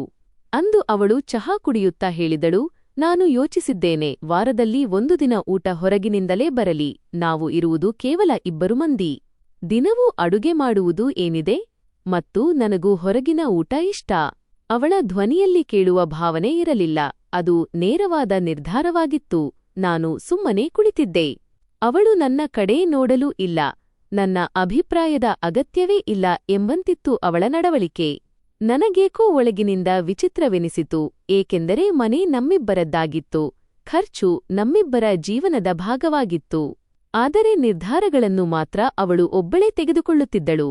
ಆದರೂ ಮನೆಯಲ್ಲಿ ಶಾಂತಿ ಇರಲಿ ಎಂಬ ಕಾರಣಕ್ಕೆ ನಾನು ಮೌನವಾಗಿದ್ದೆ. ನಿಧಾನವಾಗಿ ಅವಳು ಪ್ರತಿಯೊಂದು ವಿಷಯವನ್ನೂ ಆದೇಶ ನೀಡುವಂತೆಯೇ ಹೇಳಲು ಶುರುಮಾಡಿದಳು ಎಂಬುದನ್ನು ನಾನು ಗಮನಿಸಿದೆ. ಈ ಮನೆಯಲ್ಲಿ ಅವಳು ಹೇಳಿದ್ದೇ ಅಂತಿಮ ಮತ್ತು ನಾನು ಅದನ್ನು ಪಾಲಿಸಲೇಬೇಕು ಎಂಬಂತಿತ್ತು ಪರಿಸ್ಥಿತಿ. ಮತ್ತೆ ಕೆಲವು ದಿನಗಳ ನಂತರ ಅವಳು ಇನ್ನೊಂದು ಮಾತು ಹೇಳಿದಳು, ಅದು ನನ್ನನ್ನು ನಿಜವಾಗಿಯೂ ಯೋಚಿಸುವಂತೆ ಮಾಡಿತು. ಅವಳು ಹೇಳಿದಳು, ಇನ್ನು ಮುಂದೆ ನನ್ನ ಮನಸ್ಸಿಗೆ ಬಂದಾಗ ಮಾತ್ರ ನಾನು ಅಡುಗೆ ಮಾಡುತ್ತೇನೆ, ಏಕೆಂದರೆ ನಾವು ಮನೆಯಲ್ಲಿ ಇರುವುದು ಕೇವಲ ಇಬ್ಬರೇ ಮತ್ತು ಇಬ್ಬರಿಗಾಗಿ ದಿನವೂ ಅಡುಗೆ ಮಾಡುವುದು ನನಗೆ ಸಮಯ ವ್ಯರ್ಥ ಮಾಡಿದಂತೆ ಅನಿಸುತ್ತದೆ. ಅವಳ ಮಾತನ್ನು ಕೇಳಿ ನಾನು ಸ್ತಬ್ಧನಾದೆ. ನಾನು ನಿಧಾನವಾಗಿ ಹೇಳಿದೆ, ಇದೇನಿದು ಮಾತು? ಊಟ ಎಂಬುದು ದಿನನಿತ್ಯದ ಅವಶ್ಯಕತೆ. ನಿನಗೆ ಅಡುಗೆ ಮಾಡಲು ಇಷ್ಟವಿಲ್ಲದಿದ್ದರೆ ನಾನು ಸಹಾಯ ಮಾಡುತ್ತೇನೆ ಅಥವಾ ಬೇರೆ ಯಾವುದಾದರೂ ದಾರಿ ಹುಡುಕೋಣ. ಆದರೆ ಅವಳು ನನ್ನ ಮಾತನ್ನು ಮಧ್ಯದಲ್ಲೇ ಕತ್ತರಿಸಿ, ನನಗೆ ವಾದ ಮಾಡುವುದು ಇಷ್ಟವಿಲ್ಲ, ಏನು ಹೇಳಿದ್ದೇನೋ ಅದೇ ನಡೆಯುತ್ತದೆ ಎಂದು ಬಿಟ್ಟಳು. ನಾನು ಕೆಲವು ಕ್ಷಣ ಮೌನವಾಗಿದ್ದೆ. ಮೊದಲ ಬಾರಿಗೆ ನನಗೆ ಅನ್ನಿಸಿತು, ಇದು ಕೇವಲ ಊಟದ ವಿಷಯವಲ್ಲ, ಇದು ಆಲೋಚನೆಯ ವಿಷಯ ಎಂದು. ಅವಳಿಗೆ ಮನೆ ನಡೆಸುವುದು ಜವಾಬ್ದಾರಿಯಂತೆ ಕಾಣದೆ ಹೊರೆಯಾಗಿ ಕಾಣುತ್ತಿತ್ತು ಮತ್ತು ನನ್ನ ಮಾತನ್ನು ಕೇಳುವುದು ಅವಳಿಗೆ ಅವಶ್ಯಕವೆಂದು ಅನಿಸುತ್ತಿರಲಿಲ್ಲ. ಮನೆಯ ಖರ್ಚುಗಳೂ ಹೆಚ್ಚಾಗುತ್ತಿದ್ದವು. ಹೊರಗಿನ ಊಟವೇನೂ ಅಗ್ಗವಾಗಿ ಬರುತ್ತಿರಲಿಲ್ಲ. ದಿನವೂ ಹೊಸ ಹೊಸ ಸಾಮಾನುಗಳು ಬರುತ್ತಿದ್ದವು. ಅವಳಿಗೆ ಇಷ್ಟವಾದ ವಸ್ತುಗಳೇ ಬರುತ್ತಿದ್ದವು. ಆದರೆ ಈ ವಿಷಯಗಳ ಬಗ್ಗೆ ಅವಳಿಗೆ ಯಾವುದೇ ಕಾಳಜಿ ಇರಲಿಲ್ಲ. ನಾನು ಎಂದಾದರೂ ಖರ್ಚಿನ ಬಗ್ಗೆ ಸೂಚನೆ ನೀಡಿದರೂ ಅವಳು ತಕ್ಷಣವೇ, ನೀವು ಹಣದ ಲೆಕ್ಕ ಕೊಡಬೇಡಿ, ನನಗೆ ಬಡತನದಲ್ಲಿ ಬದುಕುವುದು ಇಷ್ಟವಿಲ್ಲ ಎನ್ನುತ್ತಿದ್ದಳು. ನಾನು ಕಂಜೂಸಿಯಾಗಿರಲಿಲ್ಲ, ಆದರೆ ಸ್ವಲ್ಪ ಜಾಗರೂಕತೆಯಿಂದ ಇರಲು ಬಯಸುತ್ತಿದ್ದೆ. ಆದರೆ ಅವಳಿಗೆ ಪ್ರತಿಯೊಂದು ತಿಳುವಳಿಕೆಯೂ ಅಡ್ಡಿಪಡಿಸಿದಂತೆ ಅನಿಸುತ್ತಿತ್ತು. ನಂತರ ಒಂದು ದಿನ ಅವಳು ಮನೆಯಲ್ಲಿ ಮತ್ತೊಂದು ನಿಯಮವನ್ನು ಮಾಡಿದಳು. ಅವಳು ಅಡುಗೆ ಮನೆಯಲ್ಲಿ ನಿಂತಿದ್ದಳು ಮತ್ತು ಕಠಿಣ ಧ್ವನಿಯಲ್ಲಿ ಏನೋ ಹೇಳಿದಳು. ಅವಳ ಮಾತನ್ನು ಕೇಳಿ ನಾನು ಗೊಂದಲಕ್ಕೀಡಾದೆ. ನಾನು ಕೇಳಿದೆ, ಆರೋ ನೀರು ಅಂದರೆ ಏನು ಹೇಳಲು ಹೊರಟಿದ್ದೀಯಾ? ಅವಳು ಕಿರಿಕಿರಿಗೊಂಡು ಹೇಳಿದಳು, ಅಂದರೆ ನಾನು ಏನು ಹೇಳುತ್ತಿದ್ದೇನೋ ಅದೇ ಅರ್ಥ ಮಾಡಿಕೋ, ಅತಿಯಾದ ಪ್ರಶ್ನೆಗಳನ್ನು ಕೇಳಬೇಡ. ನಾನು ದಂಗಾಗಿ ಹೋದೆ. ಕೆಲವೊಮ್ಮೆ ಅವಳು ಯಾವುದೋ ಒಂದು ವಿಷಯಕ್ಕೆ ಹಠ ಹಿಡಿಯುತ್ತಿದ್ದಳು, ಕೆಲವೊಮ್ಮೆ ಯಾವುದೋ ಹೊಸ ನಿಯಮ ಮಾಡುತ್ತಿದ್ದಳು, ಕೆಲವೊಮ್ಮೆ ಇದನ್ನು ಮಾಡಬೇಡ ಎನ್ನುತ್ತಿದ್ದಳು, ಇನ್ನೊಮ್ಮೆ ಅದು ಹೀಗೆಯೇ ಆಗಬೇಕು ಎನ್ನುತ್ತಿದ್ದಳು. ಅವಳ ವರ್ತನೆ ದಿನೇ ದಿನೇ ಕಠಿಣವಾಗುತ್ತಿತ್ತು. ಮೊದಲು ನಗುನಗುತ್ತ ಇದ್ದ ಹುಡುಗಿ ಈಗ ಪ್ರತಿ ವಿಷಯಕ್ಕೂ ಕೆರಳುತ್ತಿದ್ದಳು. ಮೊದಲು ಪ್ರೀತಿಯಿಂದ ವಿವರಿಸುತ್ತಿದ್ದವಳು ಈಗ ಆದೇಶ ನೀಡುತ್ತಿದ್ದಳು. ನಾನು ಹಲವು ಬಾರಿ ಪ್ರೀತಿಯಿಂದ ತಿಳಿಹೇಳಲು ಪ್ರಯತ್ನಿಸಿದೆ. ನೋಡು, ನಾವು ನಿಧಾನವಾಗಿ ಕುಳಿತು ಮಾತನಾಡಬಹುದು, ನಮಗೆ ಏನು ಸರಿ ಅನಿಸುತ್ತದೋ ಅದನ್ನು ಸೇರಿ ನಿರ್ಧರಿಸೋಣ ಎಂದು ಹೇಳುತ್ತಿದ್ದೆ. ಆದರೆ ಅವಳು ನನ್ನ ಮಾತನ್ನು ಕೇಳಿಸಿಕೊಳ್ಳಲು ತಯಾರಿರಲಿಲ್ಲ. ನಾನು ಮಾತನಾಡಲು ಶುರು ಮಾಡಿದರೆ ಅವಳು ಮುಖ ತಿರುಗಿಸಿಕೊಳ್ಳುತ್ತಿದ್ದಳು ಅಥವಾ ನನಗೆ ಉಪದೇಶ ನೀಡಬೇಡಿ, ಏನು ಮಾಡಬೇಕು ಎಂಬುದು ನನಗೆ ಗೊತ್ತು ಎನ್ನುತ್ತಿದ್ದಳು. ಅವಳ ಪ್ರತಿಯೊಂದು ಮಾತು ಶಾಸನದಂತೆ ಆಗುತ್ತಿತ್ತು ಮತ್ತು ಮನೆಯ ವಾತಾವರಣ ಸಂಪೂರ್ಣವಾಗಿ ಬದಲಾಗುತ್ತಿತ್ತು. ನಾನು ಆಫೀಸಿನಿಂದ ಮರಳಿದಾಗ ನೆಮ್ಮದಿಯ ಬದಲು ಒತ್ತಡದ ಅನುಭವವಾಗುತ್ತಿತ್ತು. ಬಾಗಿಲು ತೆರೆಯುತ್ತಿದ್ದಂತೆಯೇ ಮನಸ್ಸಿನಲ್ಲಿ ಇಂದು ಯಾವ ಹೊಸ ನಿಯಮ ಕೇಳಬೇಕೋ, ಯಾವ ವಿಷಯಕ್ಕೆ ವಾದ ನಡೆಯುತ್ತದೋ, ಯಾವ ವಿಷಯಕ್ಕೆ ಅವಳು ಮುನಿಸಿಕೊಳ್ಳುತ್ತಾಳೋ ಎಂಬ ಆತಂಕವಿರುತ್ತಿತ್ತು. ನಾನು ನನ್ನದೇ ಮನೆಯಲ್ಲಿ ಹೆಜ್ಜೆ ಹೆಜ್ಜೆಗೂ ಯೋಚಿಸಿ ನಡೆಯುವಂತಾಯಿತು. ಮಾತನಾಡುವ ಮೊದಲು ಎಲ್ಲಿ ಅವಳಿಗೆ ಬೇಸರವಾಗುತ್ತದೋ ಎಂದು ಯೋಚಿಸುತ್ತಿದ್ದೆ. ಏನನ್ನಾದರೂ ಕೇಳುವ ಮೊದಲು ಎಲ್ಲಿ ಜಗಳ ಶುರುವಾಗುತ್ತದೋ ಎಂದು ಹೆದರುತ್ತಿದ್ದೆ. ಯಾವುದೋ ಒಂದು ಕಾಲದಲ್ಲಿ ಮರಳಲು ಆತುರಪಡುತ್ತಿದ್ದ ಅದೇ ಮನೆ ಈಗ ನನಗೆ ಅಪರಿಚಿತವಾಗಿ ಅನಿಸುತ್ತಿತ್ತು. ಅವಳು ತನ್ನ ಮನಸ್ಸಿಗೆ ಬಂದಂತೆ ಎಲ್ಲವನ್ನೂ ಮಾಡುತ್ತಿದ್ದಳು. ಕೆಲವೊಮ್ಮೆ ಗಂಟೆಗಟ್ಟಲೆ ಫೋನ್ನಲ್ಲಿ ಕಳೆಯುತ್ತಿದ್ದಳು. ಕೆಲವೊಮ್ಮೆ ಹೇಳದೆಯೇ ಹೊರಗಿನಿಂದ ಊಟ ತರಿಸುತ್ತಿದ್ದಳು. ಕೆಲವೊಮ್ಮೆ ಮನೆಯ ಸಾಮಾನುಗಳನ್ನು ಬದಲಿಸುತ್ತಿದ್ದಳು. ಕೆಲವೊಮ್ಮೆ ನಾನು ಇಟ್ಟ ವಸ್ತುಗಳನ್ನು ಇತ್ತ ಇತ್ತ ಸರಿಸುತ್ತಿದ್ದಳು. ನಾನು ಏನಾದರೂ ಹೇಳಿದರೆ, ಈ ಮನೆ ಕೇವಲ ನಿಮ್ಮದಲ್ಲ, ನನ್ನದೂ ಕೂಡ ಎಂಬ ಉತ್ತರ ಬರುತ್ತಿತ್ತು. ಮಾತು ಸರಿಯಾಗಿತ್ತು, ಆದರೆ ಹೇಳುವ ರೀತಿ ಮಾತ್ರ ನೋವು ಕೊಡುತ್ತಿತ್ತು. ಆದರೆ ಅವಳ ದಾರಿ ತಪ್ಪಾಗಿತ್ತು. ಮನೆ ಎಂಬುದು ಸಮಾನತೆಯಿಂದ ನಡೆಯುತ್ತದೆ, ಒಬ್ಬರನ್ನೊಬ್ಬರು ಅಳಿಸಿ ಹಾಕುವುದರಿಂದಲ್ಲ. ಅವಳು ತನ್ನ ಇಷ್ಟದಂತೆ ಇರಲಿ, ಸಂತೋಷವಾಗಿರಲಿ ಎಂದು ನಾನು ಬಯಸಿದ್ದೆ. ಆದರೆ ಅಲ್ಲಿ ನನಗೂ ಒಂದು ಸ್ಥಾನವಿರಬೇಕಲ್ಲವೇ? ನನ್ನ ಮಾತಿಗೂ ಒಂದು ಬೆಲೆ ಇರಬೇಕಲ್ಲವೇ? ಆದರೆ ಅವಳಿಗೆ ನನ್ನ ಅಗತ್ಯ ಕೇವಲ ಮನೆ ಖರ್ಚುಗಳನ್ನು ನಿಭಾಯಿಸುವುದಕ್ಕೆ ಮಾತ್ರ ಸೀಮಿತವಾಗಿತ್ತು. ಅವಳ ದೃಷ್ಟಿಯಲ್ಲಿ ನನ್ನ ಅಭಿಪ್ರಾಯಕ್ಕೆ ಯಾವುದೇ ಮಹತ್ವವಿಲ್ಲದಂತಾಗಿತ್ತು. ನಾನು ನಿಧಾನವಾಗಿ ಮೌನಕ್ಕೆ ಶರಣಾಗತೊಡಗಿದೆ, ಏಕೆಂದರೆ ಪ್ರತಿಯೊಂದು ಮಾತಿನ ಅಂತ್ಯವೂ ಜಗಳದಲ್ಲೇ ಆಗುತ್ತಿತ್ತು. ಆದರೆ ಒಳಗಿನಿಂದ ನಾನು ಸಂಪೂರ್ಣವಾಗಿ ಒಡೆದು ಹೋಗುತ್ತಿದ್ದೆ. ಮನುಷ್ಯ ಹೊರಗಿನ ಆಯಾಸವನ್ನು ಸಹಿಸಿಕೊಳ್ಳುತ್ತಾನೆ, ಆದರೆ ಮನೆಗೆ ಬಂದಾಗಲೂ ಅವನಿಗೆ ತನ್ನವ ಎನ್ನುವ ಪ್ರೀತಿ ಸಿಗದಿದ್ದರೆ ಅವನು ಒಳಗಿನಿಂದ ಶೂನ್ಯವಾಗತೊಡಗುತ್ತಾನೆ. ನನ್ನ ವಿಷಯದಲ್ಲೂ ಅದೇ ನಡೆಯುತ್ತಿತ್ತು. ನಾನು ಅವಳ ಮುಂದೆಯೇ ಕುಳಿತಿರುತ್ತಿದ್ದೆ, ಆದರೆ ನಮ್ಮಿಬ್ಬರ ನಡುವಿನ ಅಂತರ ಹೆಚ್ಚಾಗುತ್ತಲೇ ಇತ್ತು. ನಾನು ಅವಳನ್ನು ನೋಡುತ್ತಾ ಯೋಚಿಸುತ್ತಿದ್ದೆ. ಯಾವ ಹುಡುಗಿಯ ಆಗಮನದಿಂದ ಈ ಫ್ಲ್ಯಾಟ್ ಮನೆಯಂತೆ ಭಾಸವಾಯಿತೋ, ಇಂದು ಅದೇ ಮನೆಯಲ್ಲಿ ನಾನು ಒಬ್ಬ ಅತಿಥಿಗಿಂತಲೂ ಕೀಳಾಗಿ ಅನುಭವಿಸುತ್ತಿದ್ದೆ. ಅವಳಿಗೆ ಏನಾಗಿದೆ ಅಥವಾ ಬಹುಶಃ ನಾನೇ ಅವಳನ್ನು ಎಂದಿಗೂ ಅರ್ಥಮಾಡಿಕೊಳ್ಳಲು ಸಾಧ್ಯವಾಗಲಿಲ್ಲವೇ ಎಂಬುದು ನನಗೆ ತಿಳಿಯುತ್ತಿರಲಿಲ್ಲ. ಹೀಗೆ ನಿಧಾನವಾಗಿ ಕಾಲ ಕಳೆಯುತ್ತಾ ಹೋಯಿತು ಮತ್ತು ನಮ್ಮ ಮದುವೆಯಾಗಿ ಈಗ 7-8 ತಿಂಗಳುಗಳಾಗಿದ್ದವು. ಹೊರಗಿನಿಂದ ನೋಡುವವರಿಗೆ ಎಲ್ಲವೂ ಸರಿಯಾಗಿದೆ ಎಂದೇ ಅನಿಸುತ್ತಿತ್ತು. ಮನೆಯಿತ್ತು, ಕೆಲಸವಿತ್ತು, ದಿನನಿತ್ಯದ ಜೀವನ ಸಾಗುತ್ತಿತ್ತು. ಯಾವುದೇ ದೊಡ್ಡ ಜಗಳಗಳಿರಲಿಲ್ಲ. ಆದರೆ ಮನೆಯೊಳಗೆ ಒಂದು ವಿಚಿತ್ರವಾದ ಮೌನ ಆವರಿಸಿತ್ತು. ಈ ಮೊದಲು ನಡೆಯುತ್ತಿದ್ದ ಆ ಹರಟೆ, ಆ ನಗು, ಆ ಸಣ್ಣಪುಟ್ಟ ಸಂತೋಷಗಳೆಲ್ಲವೂ ನಿಧಾನವಾಗಿ ಎಲ್ಲೋ ಕಳೆದು ಹೋಗಿದ್ದವು. ನಾವಿಬ್ಬರೂ ಒಂದೇ ಮನೆಯಲ್ಲಿ ವಾಸಿಸುತ್ತಿದ್ದೆವು, ಆದರೆ ಹೃದಯಗಳ ನಡುವೆ ಅಂತರ ಮೂಡಿತ್ತು ಮತ್ತು ಆ ಅಂತರವನ್ನು ನಾನು ಪ್ರತಿದಿನವೂ ಅನುಭವಿಸುತ್ತಿದ್ದೆ. ಅವಳು ದಿನವಿಡೀ ತನ್ನ ಮೇಕಪ್ನಲ್ಲಿಯೇ ಮುಳುಗಿರುತ್ತಿದ್ದಳು. ಬೆಳಿಗ್ಗೆ ಎದ್ದ ತಕ್ಷಣ ಕನ್ನಡಿಯ ಮುಂದೆ ನಿಂತುಬಿಡುತ್ತಿದ್ದಳು. ಕ್ರೀಮ್, ಪೌಡರ್, ಬ್ರಷ್, ಬಾಟಲಿಗಳು, ಡಬ್ಬಿಗಳು ಎಲ್ಲವೂ ಅವಳ ಮುಂದೆ ಹರಡಿಕೊಂಡಿರುತ್ತಿದ್ದವು. ಕೊಠಡಿಯಲ್ಲಿ ಯಾವಾಗಲೂ ಅವಳ ಮೇಕಪ್ನ ಸುವಾಸನೆ ಹರಡಿರುತ್ತಿತ್ತು. ಆರಂಭದಲ್ಲಿ ನನಗೆ ಆ ಸುವಾಸನೆ ಇಷ್ಟವಾಗುತ್ತಿತ್ತು. ಮನೆಯಲ್ಲಿ ಕಳೆಯಿದೆ, ಹೊಸ ಮದುವೆ ಸಿದ್ಧವಾಗುವುದು ಸಹಜ ಎಂದು ನನಗೆ ಅನಿಸುತ್ತಿತ್ತು. ಆದರೆ ಈಗ ಅದೇ ಸುವಾಸನೆ ನನಗೆ ಭಾರವೆನಿಸಲು ಶುರುವಾಗಿತ್ತು. ಅದು ಕೇವಲ ಸುವಾಸನೆಯಲ್ಲ, ಬದಲಾಗಿ ನಮ್ಮ ನಡುವಿನ ಅಂತರದ ನೆನಪಿನಂತೆ ಭಾಸವಾಗುತ್ತಿತ್ತು.